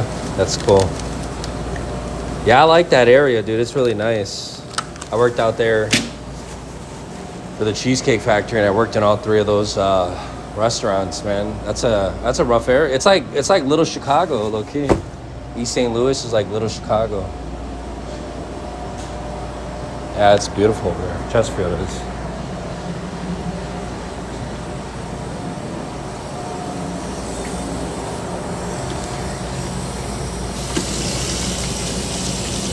But I feel like when I was in St. Louis, it was kind of going through like a phase. They were like barely getting Uber and Lyft, and DoorDash was barely starting to become a thing. So I know now they're probably crazy. But back then they were a little bit behind with the technology and the, allowing like that stuff to like prosper in their city and give people jobs and opportunities.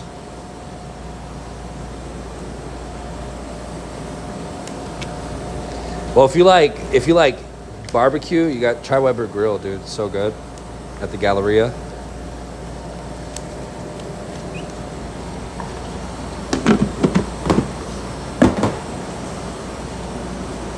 It's really good. All right.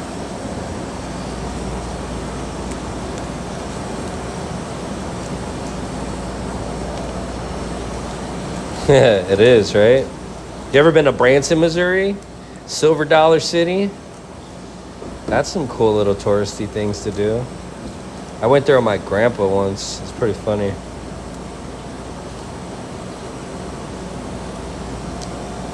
That's some country stuff right there.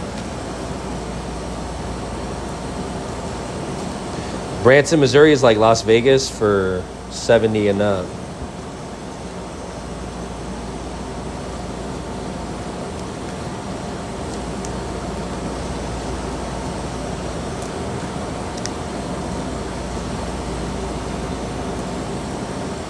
That's cool. I feel like times were easier back then. Now everything's so damn hard. Everything.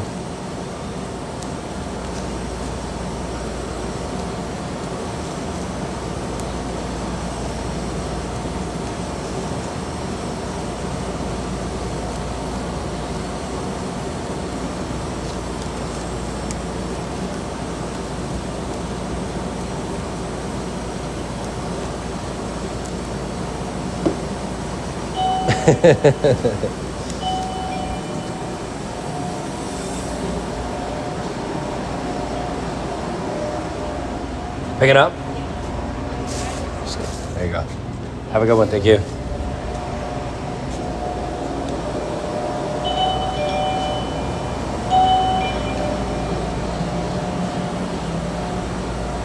We're all working. Let's get a Discord going. What y'all doing at work?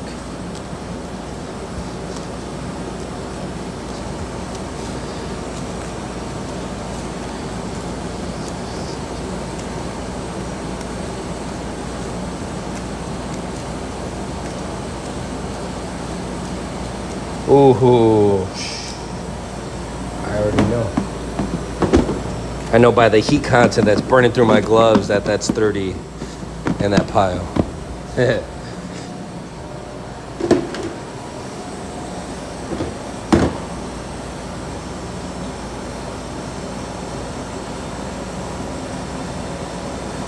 What up, Poland?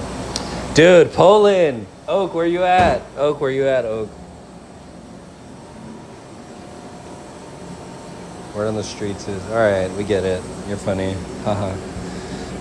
This is like an adult stream, right? Not no little Nino stream.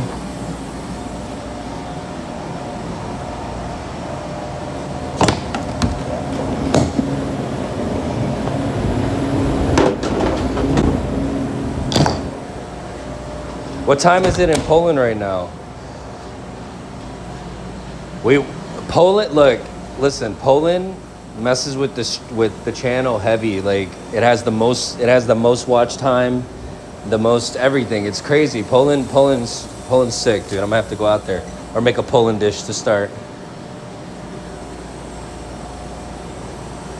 No, Beverly. I know, right? They're being like super hyper efficient, making me work faster.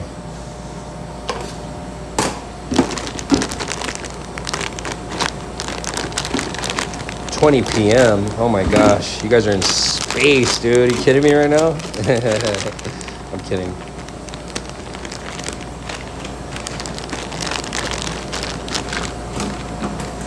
That's a bait statement right there, my boy. That's cool though.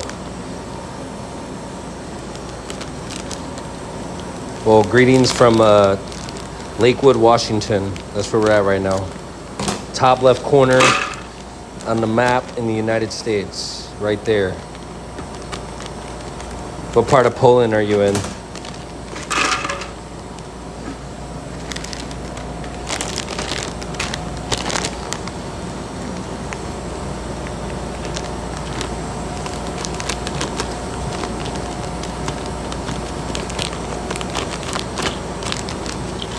I was always curious. How's what's like a normal day-to-day life in Poland? Would you be able to break that down if you feel okay to do that? 'Cause I'm curious.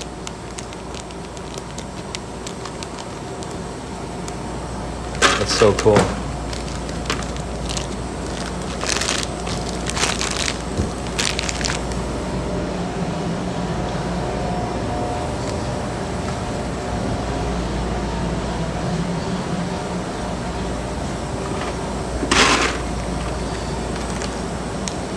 Okay. 5 dried habaneros. These bad boys are extremely spicy. Do not touch them with your bare skin hand contact. They will seep through and get you all day.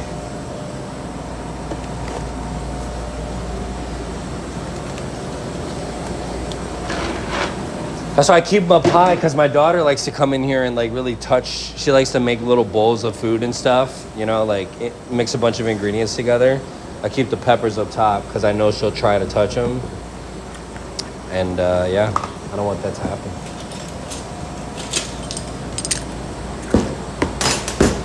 Cumin. All right, there's a method to this. I gotta wash these too because we cut the bag of Serranos open.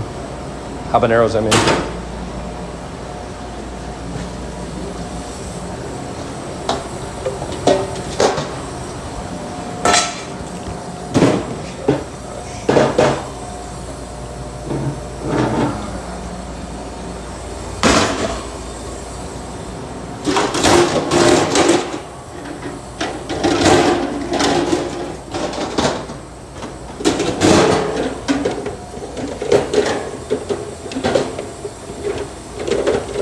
Like I said, I have OCD. I swear.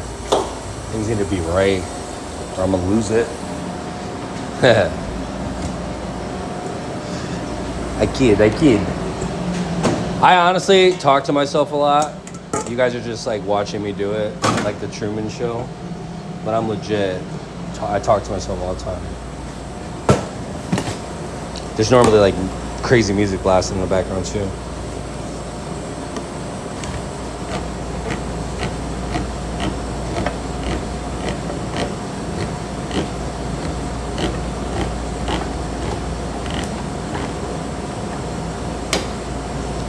Yay! It's a good can opener.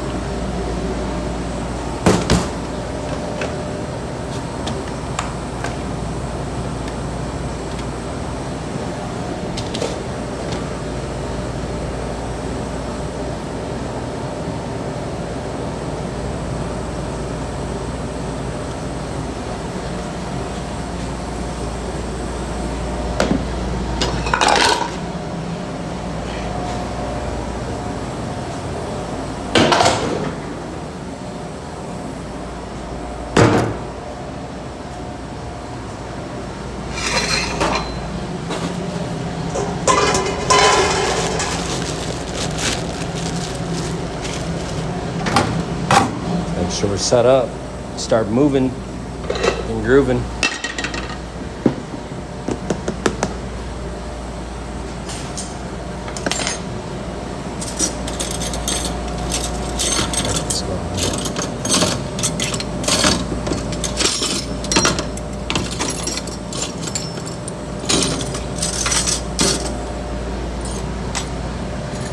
Okay, we're gonna take 1 tablespoon of garlic.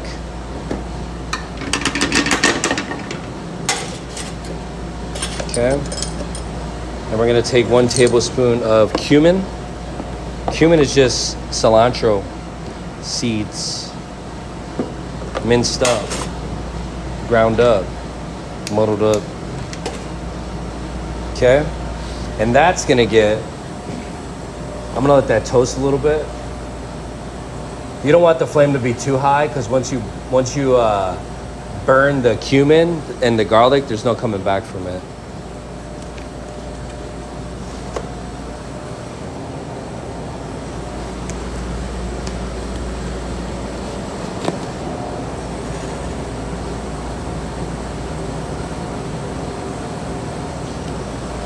Okay.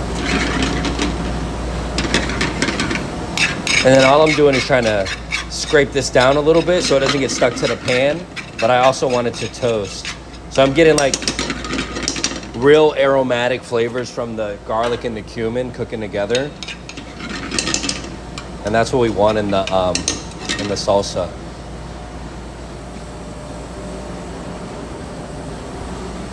Okay. Now it's got a little bit of a mix to it. I'm gonna add the pile of peppers to it. And I'm really gonna try to get some of that oil out of the peppers itself. Extract some of that oil without getting any color on the peppers itself also. Okay. While that's going, I'm gonna take my blender.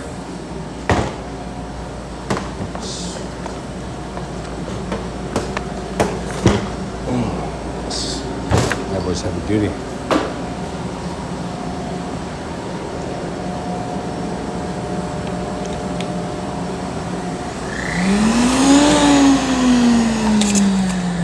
Okay, and we're gonna pour half this can of tomato sauce in there.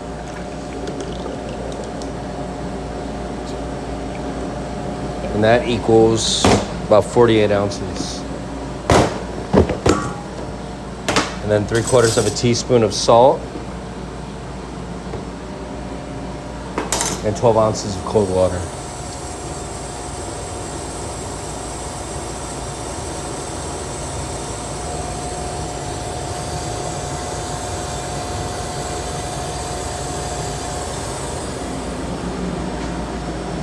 It's 13. All right. Boom. Then we're gonna take all this up. Nice and aromatic. We're gonna put all that in here. And I'm gonna scrape this. This part is called fond. That's where all your flavor's at. I wanna scrape the parts that are kind of stuck but not burnt on there, which there's none, but. And then we're gonna do it one more time because we're doing a 2-time batch to utilize all the tomato sauce that's in there. Okay, 1 tablespoon of cumin and 1 tablespoon of garlic chopped. All right, I'm gonna add this to the cumin container already.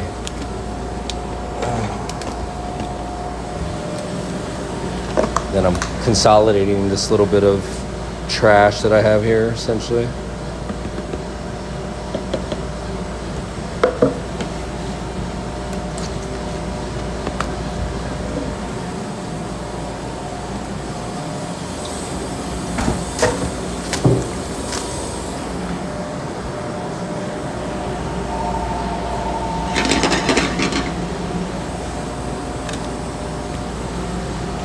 Sugar Bones Tacos. Sugar Bones Tacos. Oh, what's up, babe? I couldn't tell it was you. It wouldn't show on the caller ID who it was. I didn't even look, babe. I looked a little bit, but not really. I'll check when I get a chance, okay? Yeah, I'm like making something. I'll call you back I love you. Bye. Okay, love you. Bye.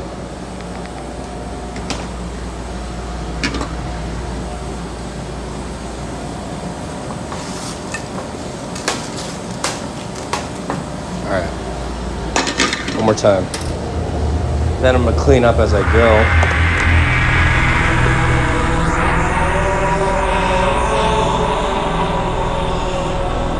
I don't know who that is, but thanks for the follow.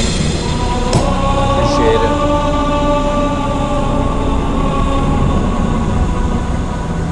When I see it, I got you.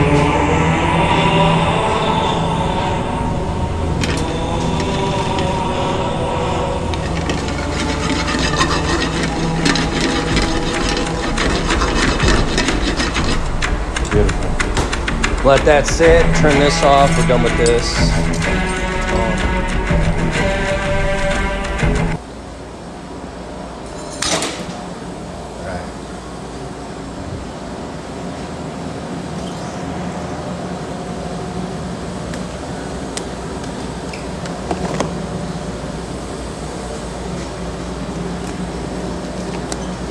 And then we're gonna take, so we got 30, look at, half a can of tomato sauce, which is 48 ounces.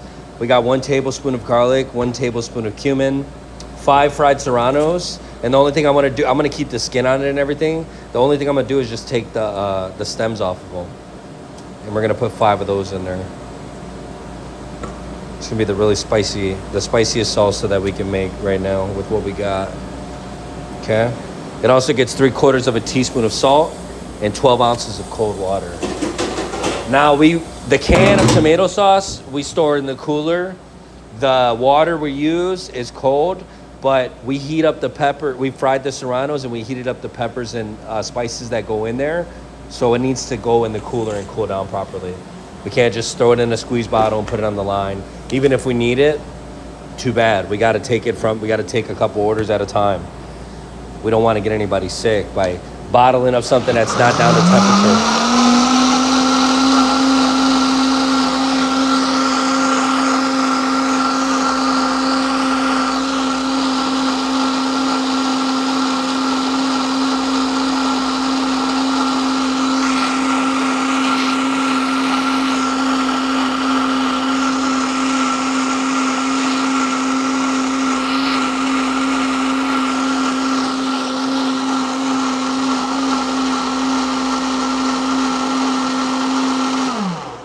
Kiori, thank you for the follow. Appreciate it.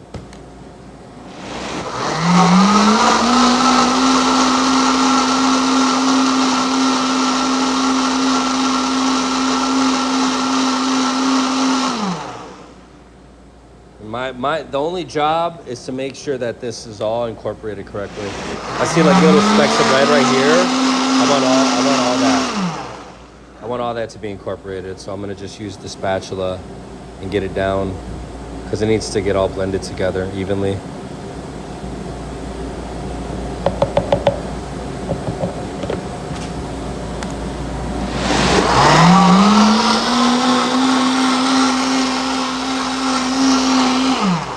All right.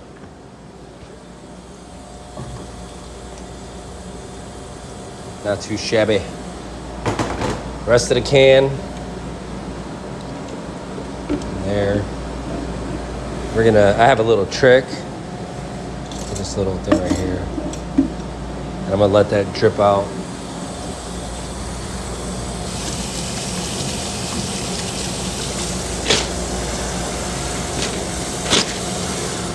I gotta try this. I ain't scared.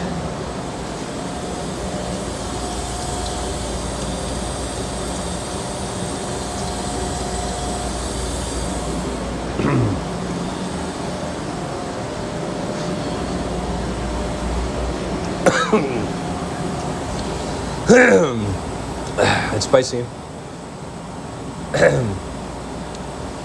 Oh my gosh. Nice. I'm dying over here. Whew.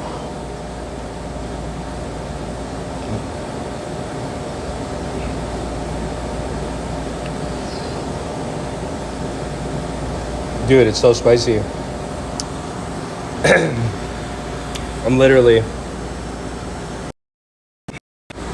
I'm crying. Look, my eyes.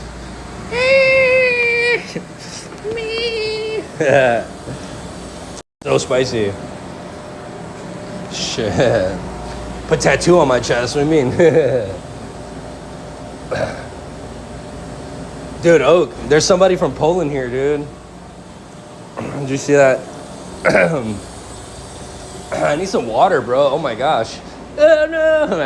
I'm going down. No. Call the ambulance. It's so spicy. Fudge sickles. Now somebody says that ain't spicy, they're lying. They're lying. Say it with a straight face. He needs horchata. Nah, I ain't gonna do that. I'm gonna eat this spice. I'm gonna suffer through. I'm over here just drinking. Imagine just like a glass of milk everywhere. You ain't no man.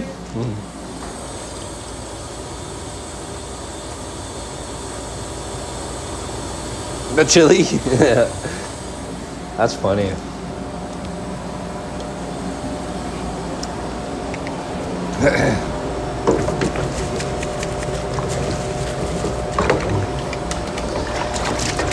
Imagine training for a chili eating competition. Like, you're dude, man. Oh, whew, telling you.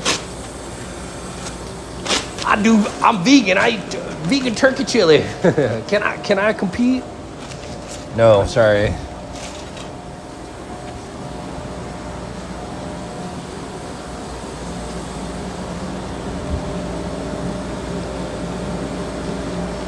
All right, back to normal.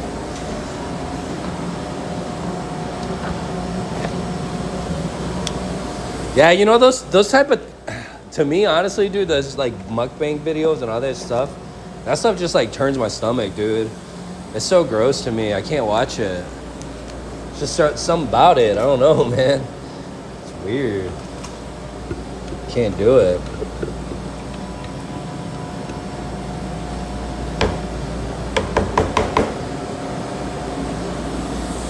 Really? Because I had the Trinidad chocolate ones. I've had the California Reapers. The mango habanero. I don't know, bro. They're really not that spicy, to be honest with you. They hit initially, like the chemical burn is no joke. But it's not, I don't know, it's not, I thought it would be hotter, like, honestly. I expected so much more. But, like, you know, these people that do these chili, when they're doing, like, 3 or 4 of those bad boys, oh, my gosh. I saw a documentary about that stuff, too, low-key. You can imagine how your stomach would get. Oof.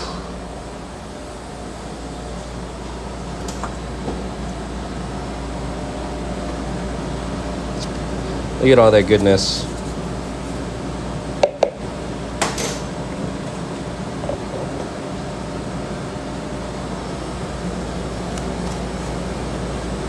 $2.69 million Scovilles.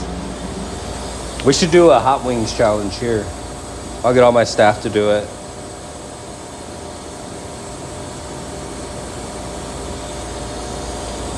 They'd not force them. Hey guys, guess what? You guys got to do this. I didn't put butter in this. I'm sideways, bro. Sorry. All right. Land.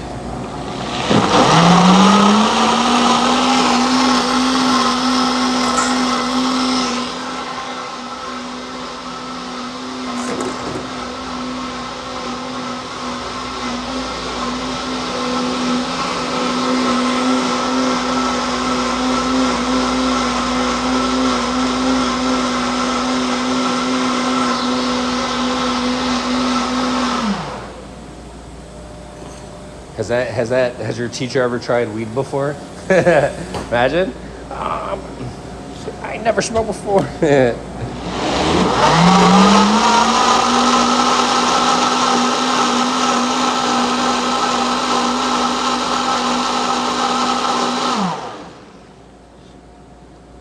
Right.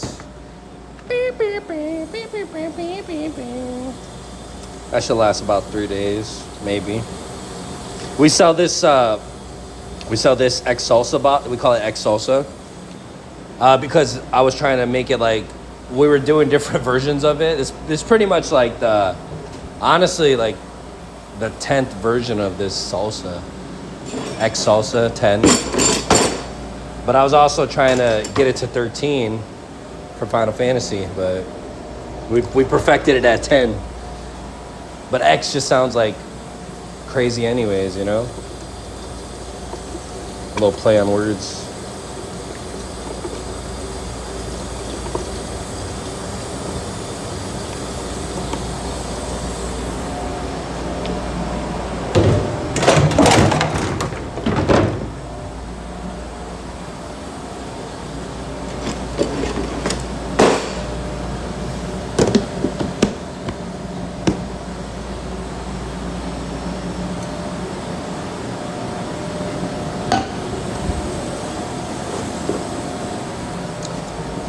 I'm gonna be a nice person.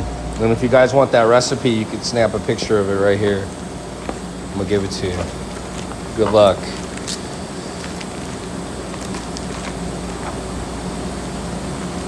I'm a nice guy.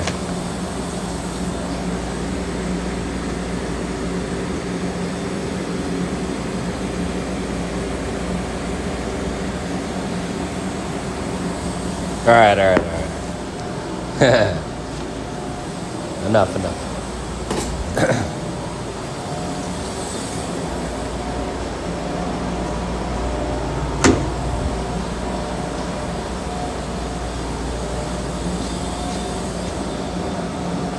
I need it. You know what I do like in Seattle? Those little shops that like always like, there's like that, what is it, cured salmon shop where all the fish, like all the meats are cured and they have like different marinades in them. I like a lot of those shops in Seattle. They're pretty cool.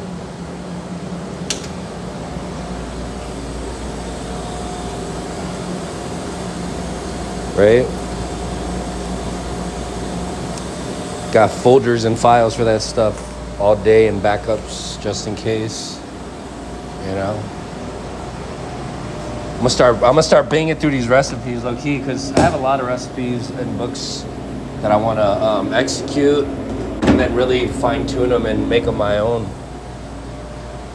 But I need the time to do it. I'm trying to get that down. We'll see.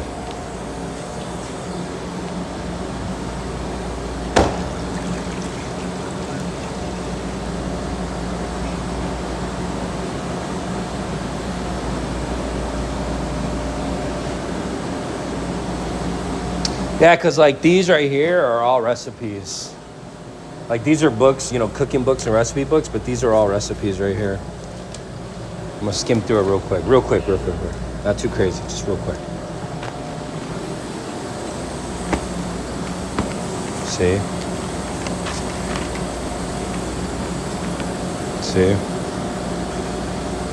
These. Encyclopedia over here. See?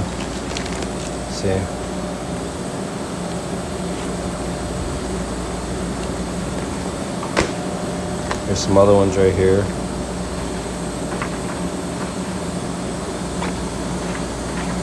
That's just one binder. It's the other binder.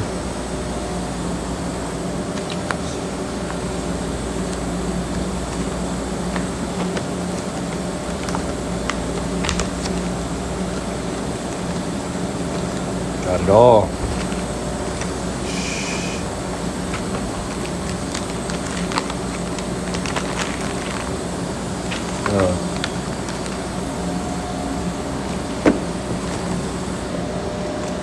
I'm ready. Restaurant 1, restaurant 2.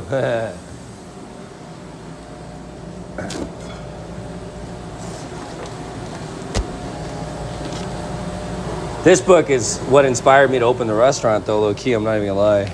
We were in where were we at? We were in Leavenworth. Leavenworth is like Christmas Town, USA. They light up. It's a little German town in the mountains, and they light it up for Christmas. It's the coolest thing ever.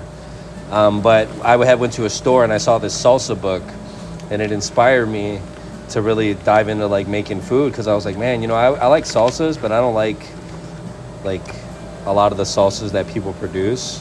So I started learning and studying this book, and it just became like a thing. I don't know. It was the mustard seed that I needed to get going.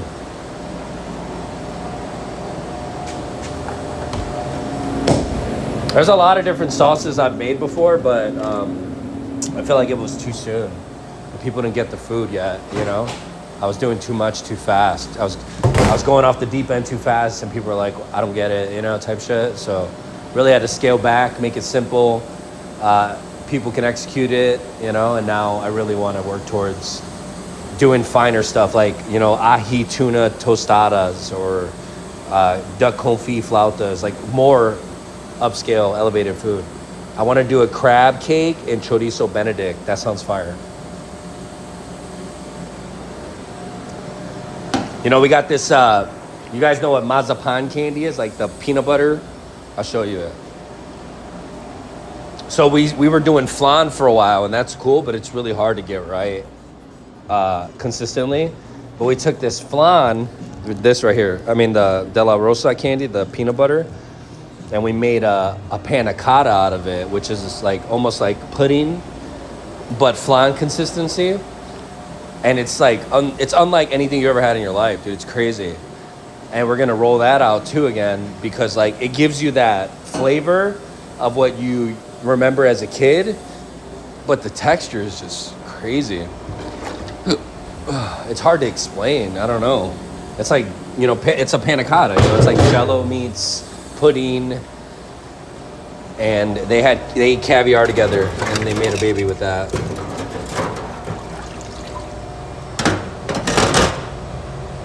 What is the last thing you said? How you make that? Panna cotta? Panna cotta is essentially just like cold,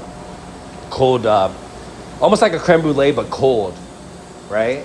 It's like pudding consistency, but you do it cold. And it stabilizes like Jello. You actually put gelatin sheets in it to stabilize it, but it gives you like a real cool texture. When we make it, I'll show everybody how we make it when we decide to roll it out on the menu. I don't know, dude, it's hard. It's hard to explain. Like even our tres leches cakes, like, you know, our red velvet cake, we put Oreo on top of it. Oreo crumbles. It just gives it another layer of like crunch. It's super good because it's real chocolate cake, you know? But with tres leches, we're just trying to like do things different with our desserts, you know? We've tried to make sweetbread. That shit's not easy, especially with the oven that we have. So I have this mindset that, you know, all the equipment that's here, all the refrigeration is mine. The flat grill is mine. Everything else came with the restaurant. So, you know, as soon as those things take a poop on themselves, then I'll buy brand new equipment that's mine that I'll be able to like really handle better. You know, when you get hand-me-down equipment, kitchen equipment, it's not that it's bad or good or anything. It's all about maintaining it, because once it goes down, chances are, like I had a 3-door cooler and it went down, but they didn't even make that brand anymore, and it was like really hard to find the shelving for it, and it was just a hassle. That's why I go with the most, you know,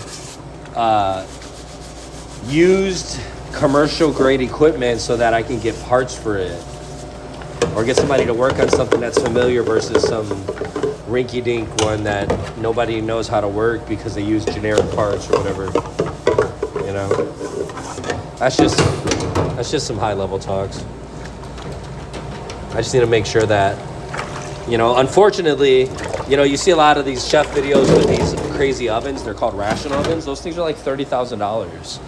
And they're probably financing them. Like, it's not cheap. Like, it's not cheap to work to run a restaurant. Not at all.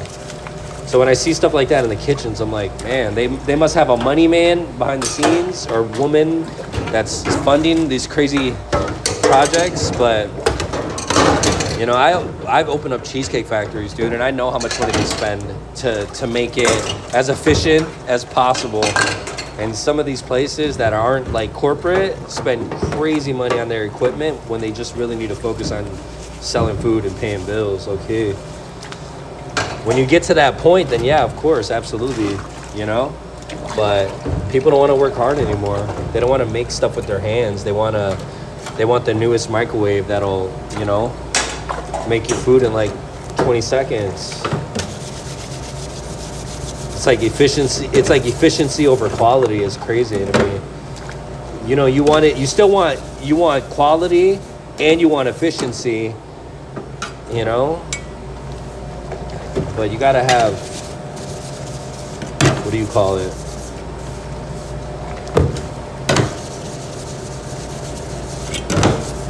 You gotta care about the food. You gotta have passion. You can't just be putting shit together, calling it food.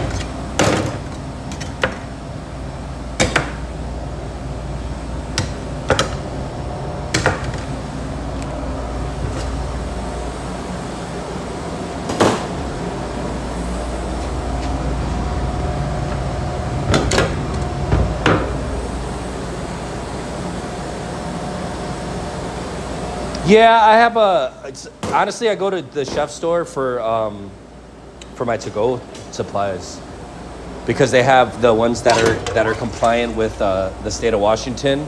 You know, the ones that are biodegradable or whatever. And I get like one-off things, like maybe some like vegetables if I'm running low, but the majority of my food comes from Restaurant Depot.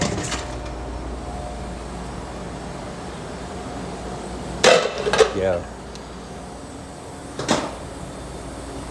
Yeah, I don't really like U.S. Chef Store, man. They because they're open to the public, they charge like a premium price for stuff, you know? Like, for example, you know, avocados on average for a case of avocados right now, it's about like $50. And they fluctuate. Sometimes they can go up to like hundreds of dollars, $100 or whatever. But like that case of avocados, I got them from Restaurant Depot. They were like $33. And then at Cash and Carry, you know, or U.S. Chef Store, they were like 60 or $70. And it's, I don't know if they like are not keeping up with the price trends like as they happen, or that's just what they charge to the public, you know? Because in Restaurant Depot, you use your business license, you don't pay any sales taxes. You know, there's a lot of like benefits of those things. But they're also selling, you know, they're selling avocados by the pallets, by the truckloads, and, you know, Chef Store is probably selling, you know, 5 or 6 cases every couple of days. Yeah, and that's just one ingredient, you know what I'm saying? Imagine shopping for all your, I see so many people all the time, they just need to literally take the time to take their business license to Restaurant Depot, and they can have a membership. It's free. You know, that's like getting a free membership to Costco so that you can save, you know, $2 on gas. Like, why wouldn't you do it if it's free and you have the requirements? Or just spend premium dollars, you know what I mean, on their product. Yeah, you could if you want to. It's just, you just gotta really, you know, the quality of it. That's the biggest thing. My thing is always just making sure that it's sustainable, it's safe, the handling of it is right, you know. And then I'll give it the thumbs up, you know, the green light or whatever. But if it's not those things, then I don't want to take risks like that. You're talking about people's like food safety, you know, their safety.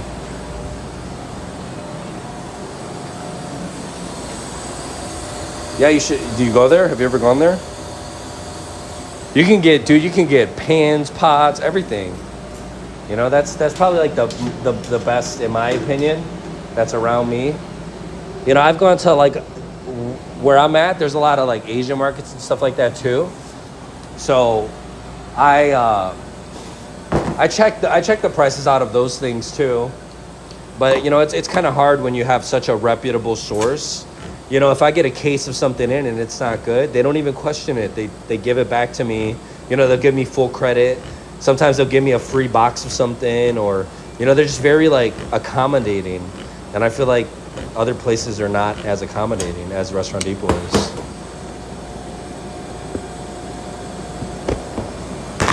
From where I'm from, like my hometown, Chicago, it's fast, dude. Hot dogs, burgers, no deep dish pizza. We don't eat deep dish pizza. But here in Seattle, dude, you can go to Fred Meyer's and pick up a home run in pizza. They sell them here now in Washington. They're in the frozen aisle. Dude, that pizza is phenomenal. I eat a lot of Puerto Rican food too when I'm in Chicago.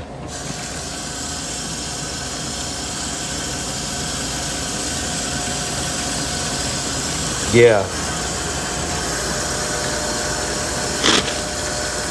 But I see a lot of, what's funny is the majority of the people that I see at the chef store are the people that are cooking food on the street after hours.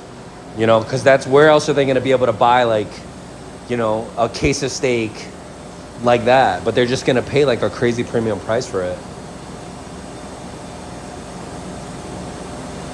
I'm the type of person that I want to sell the type of meat that I could sell, but if I can't get it or the quality's not good, I'd rather 86 an item than try to make some money off some shitty product. You know what I'm saying? I'll be like, oh, I'm sorry, unfortunately we don't have steak today, but we have 8 other options to choose from, or if you come back, I'll make sure I hook you up with some chips and salsa or free churros just for the inconvenience, But it's like, things are so crazy now in the world with like food, the supply food chain, that you really just have to like, you gotta deal with it as it comes, Nah, but I do eat, I'm Puerto Rican and Mexican.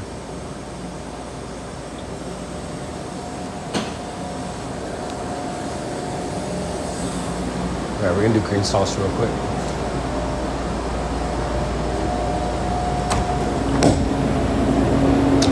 All right, since these normally I put 2 serranos in the green salsa, but they're really big. So I'm gonna do like probably one small or one medium, one each. Because the green salsa is mild, but I want that green color. Okay. So I'm gonna get a bowl and get the rest of that. Okay, we'll wash it.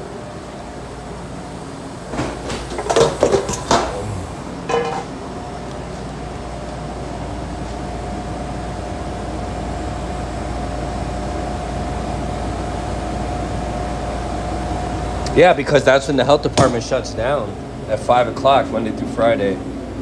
They don't work on the weekends unless like they get like there's a fair and they have to.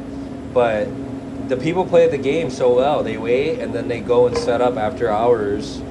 The health department says that they stop people from serving food illegally when they have to like do bar inspections, places that open later.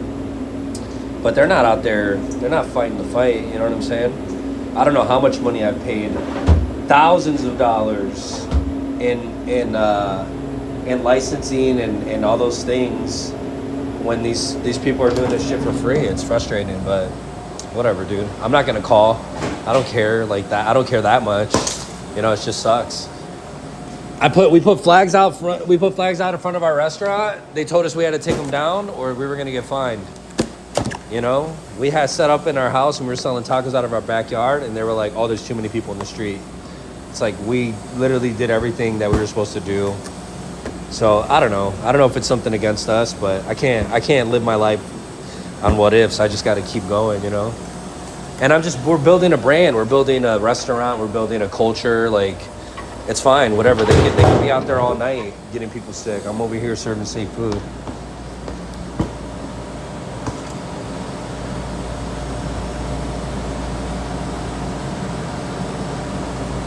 Yeah, but you got to set the quality standard. Like, who's setting the standard, right? Who's setting the standard for the quality in the restaurant? And what experience do they have? A lot of times, a lot of smaller places, they just start going. They don't have no experience, and there's nothing wrong with that. But they need to like really. I feel like the health department needs to guide them and help them out. They can't just like assume that these people know what they're doing.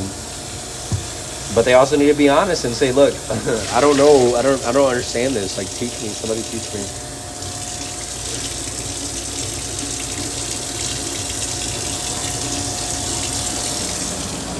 Go get it, dude. It's super nice there. It's really nice. Do you have a reseller's license too? They'll just ask for that. Or eventually you'll have to get one of those too. But I could, if I have a liquor license too, I get beer at like wholesale prices. They say that Costco's cheaper. There's nothing cheaper than Restaurant Depot if you have the license.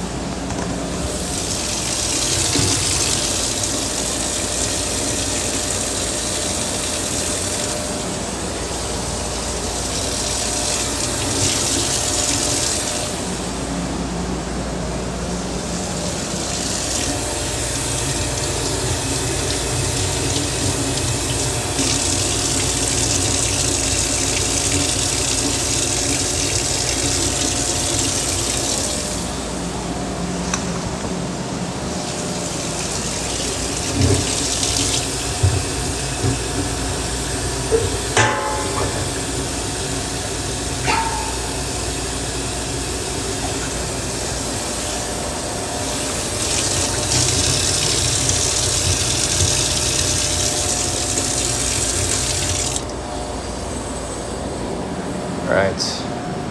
Oh, ticket. Sweet. We got here. We got a drink. We got a soy rizo taco plate. And then a breakfast burrito with soy rizo. Let's get it.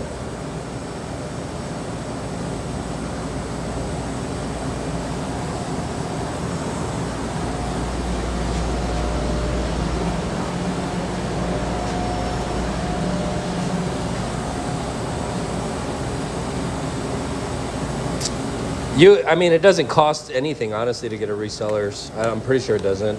You can go on the state of Washington and just apply for one. They give it to you for free if you have a business license, I think.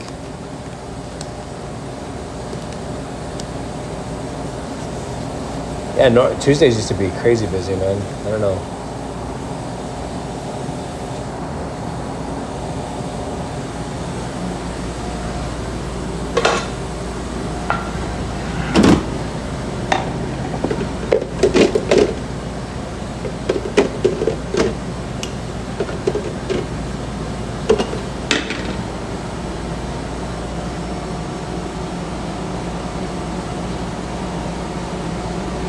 So these are both breakfast burritos. I could bake this in a, okay.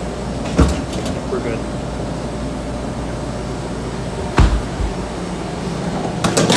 So I'm reading the ticket correctly.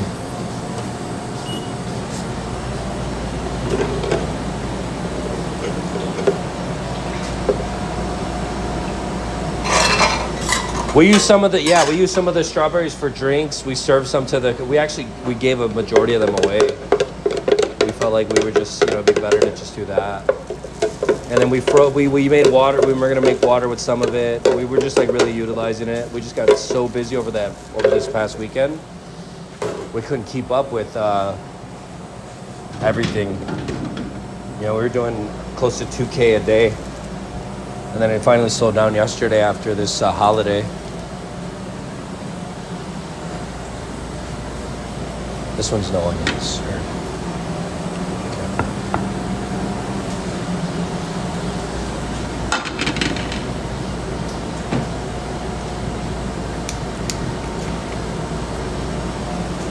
Once we implement it and it gets going, it's a lot easier to execute.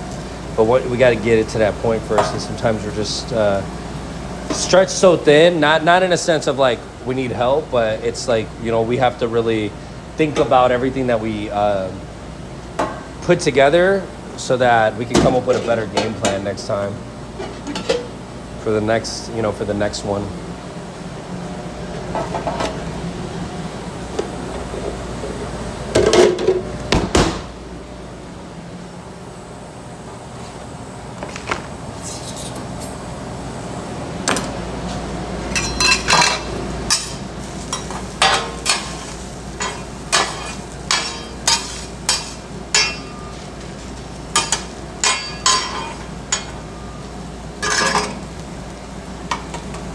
Who am I?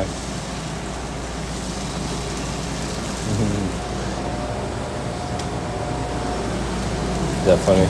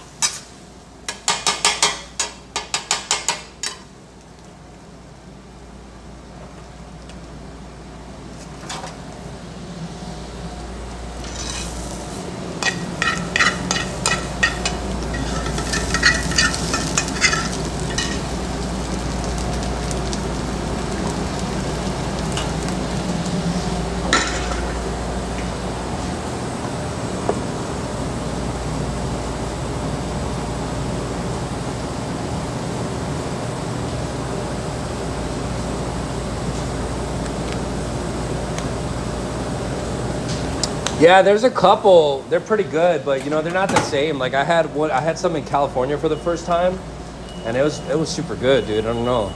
I feel like the quality is just different out here, you know. But there's one that we go to that's pretty good, but we don't go there often. I like the pickled vegetables. That's like my favorite part of the papusa. Okay.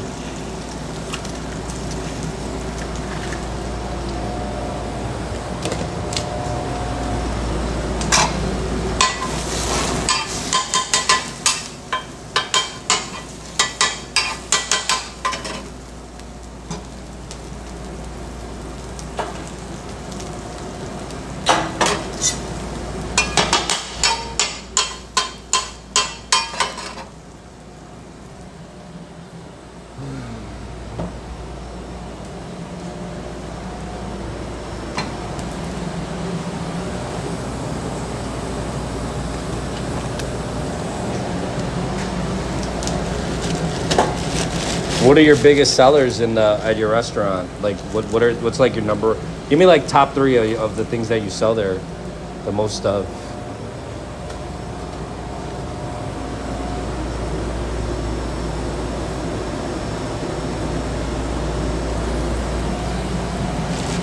Escabeche, right? Is that what it is?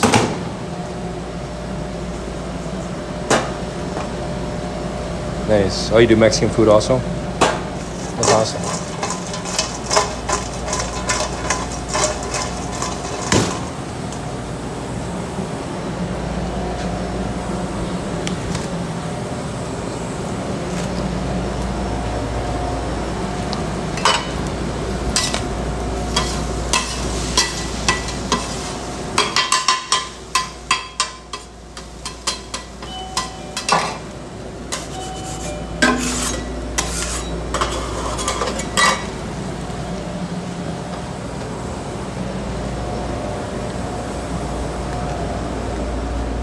Picking up? Almost ready. Thank you.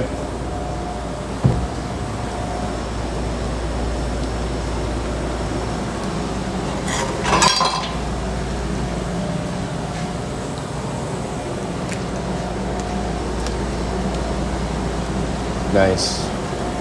Sounds awesome. When I drive through Colorado, I have to stop in and try the food.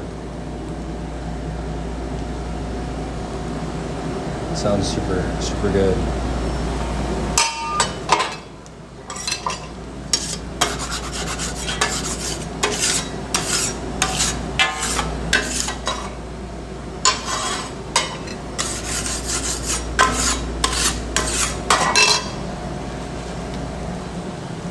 Nice.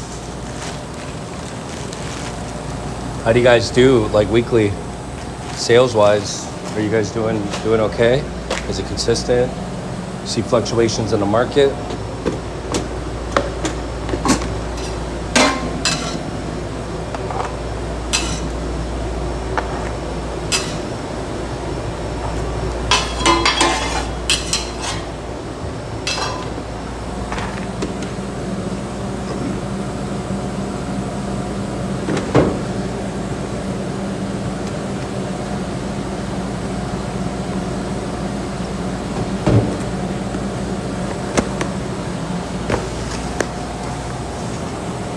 Mile High Papusa. I'm gonna have to check it out. I'll check it out today.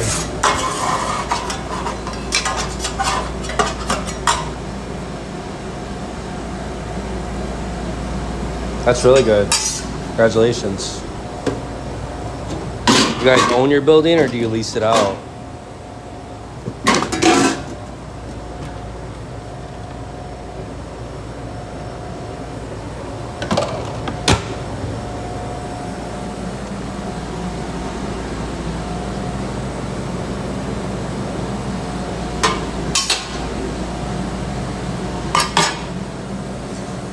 No onion, add avocado.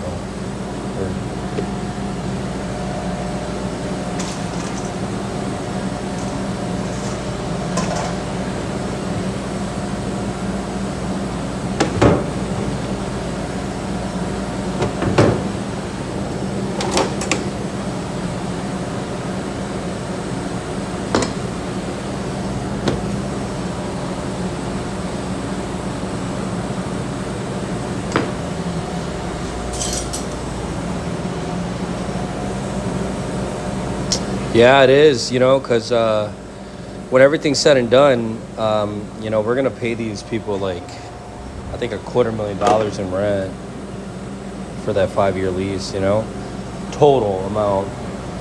That's a lot of money. Imagine putting $250,000 into your own business, your building.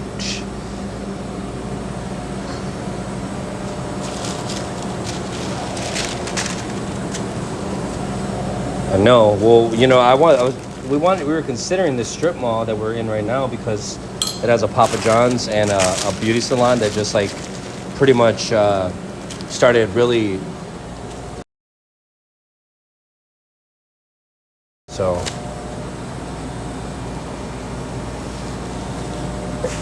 Just never know. We never know where it's gonna take us. That's why we want to get that food truck, the one that has like the commercial grade where you can prep start to finish on the truck. That's gonna be the way to go to really be able to travel and commute and really decide where we want to end up if we want to keep this location here or if we want to pack it up and go somewhere else. But if we redo our lease, then we get to keep all the equipment that's here that wasn't ours. Sugar Boss Tacos. Oh, hi, baby. How you doing? Hi. Well, I can't see the caller ID. It's all messed up. Are you done in the gym? Okay. I'm gonna finish the stream in a minute. Let me call you back. And because I'm in the middle of an order right now too. Okay, I love you. Bye.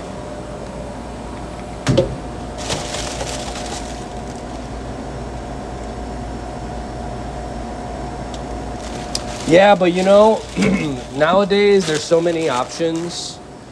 There's so many things you can do now to not, you know what I'm saying? Like, it's not like how it was before. You can really,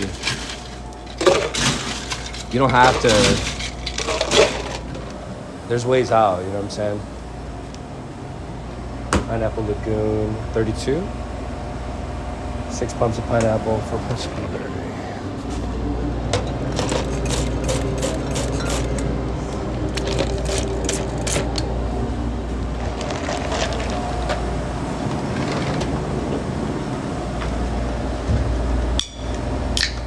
Yeah, see, that's good. You got to have like the running water. There's always like all these restrictions and rules and things, but if you could figure it out and be compliant and really be able to capitalize on that, that's a good thing. But it's hard because you build this community and these people know exactly where you're at, and then you go and just like up and leave. It's kind of hard for them to really get into, to really get that local feel, and then just take up, just leave. It's messed up.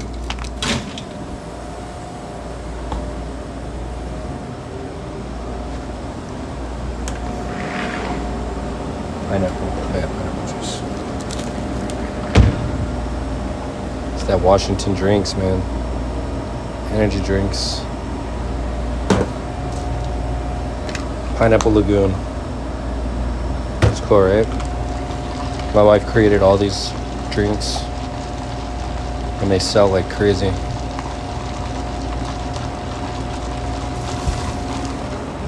Good to go. Thank you for your patience.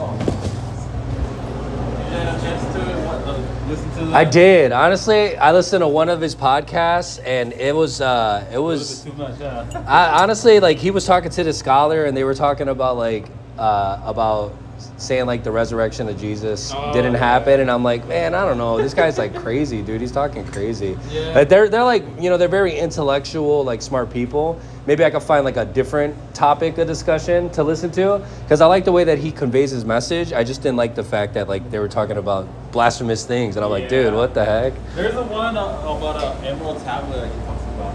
Emerald tablet. Nice. That's really good. Like Tomb Raider. I mean, like what do you call it? Indiana Jones type stuff. No, it's like about Book of Enoch kind of. Oh, really? Yeah. I gotta listen to that. It talks about Sphinx, original Sphinx.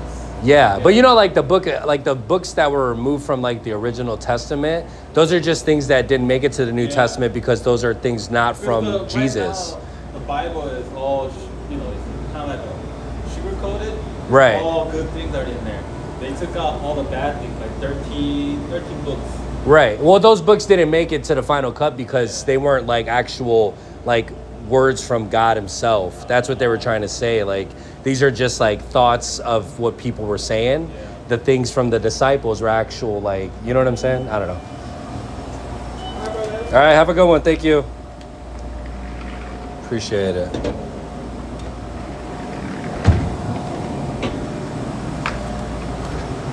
Somebody come in?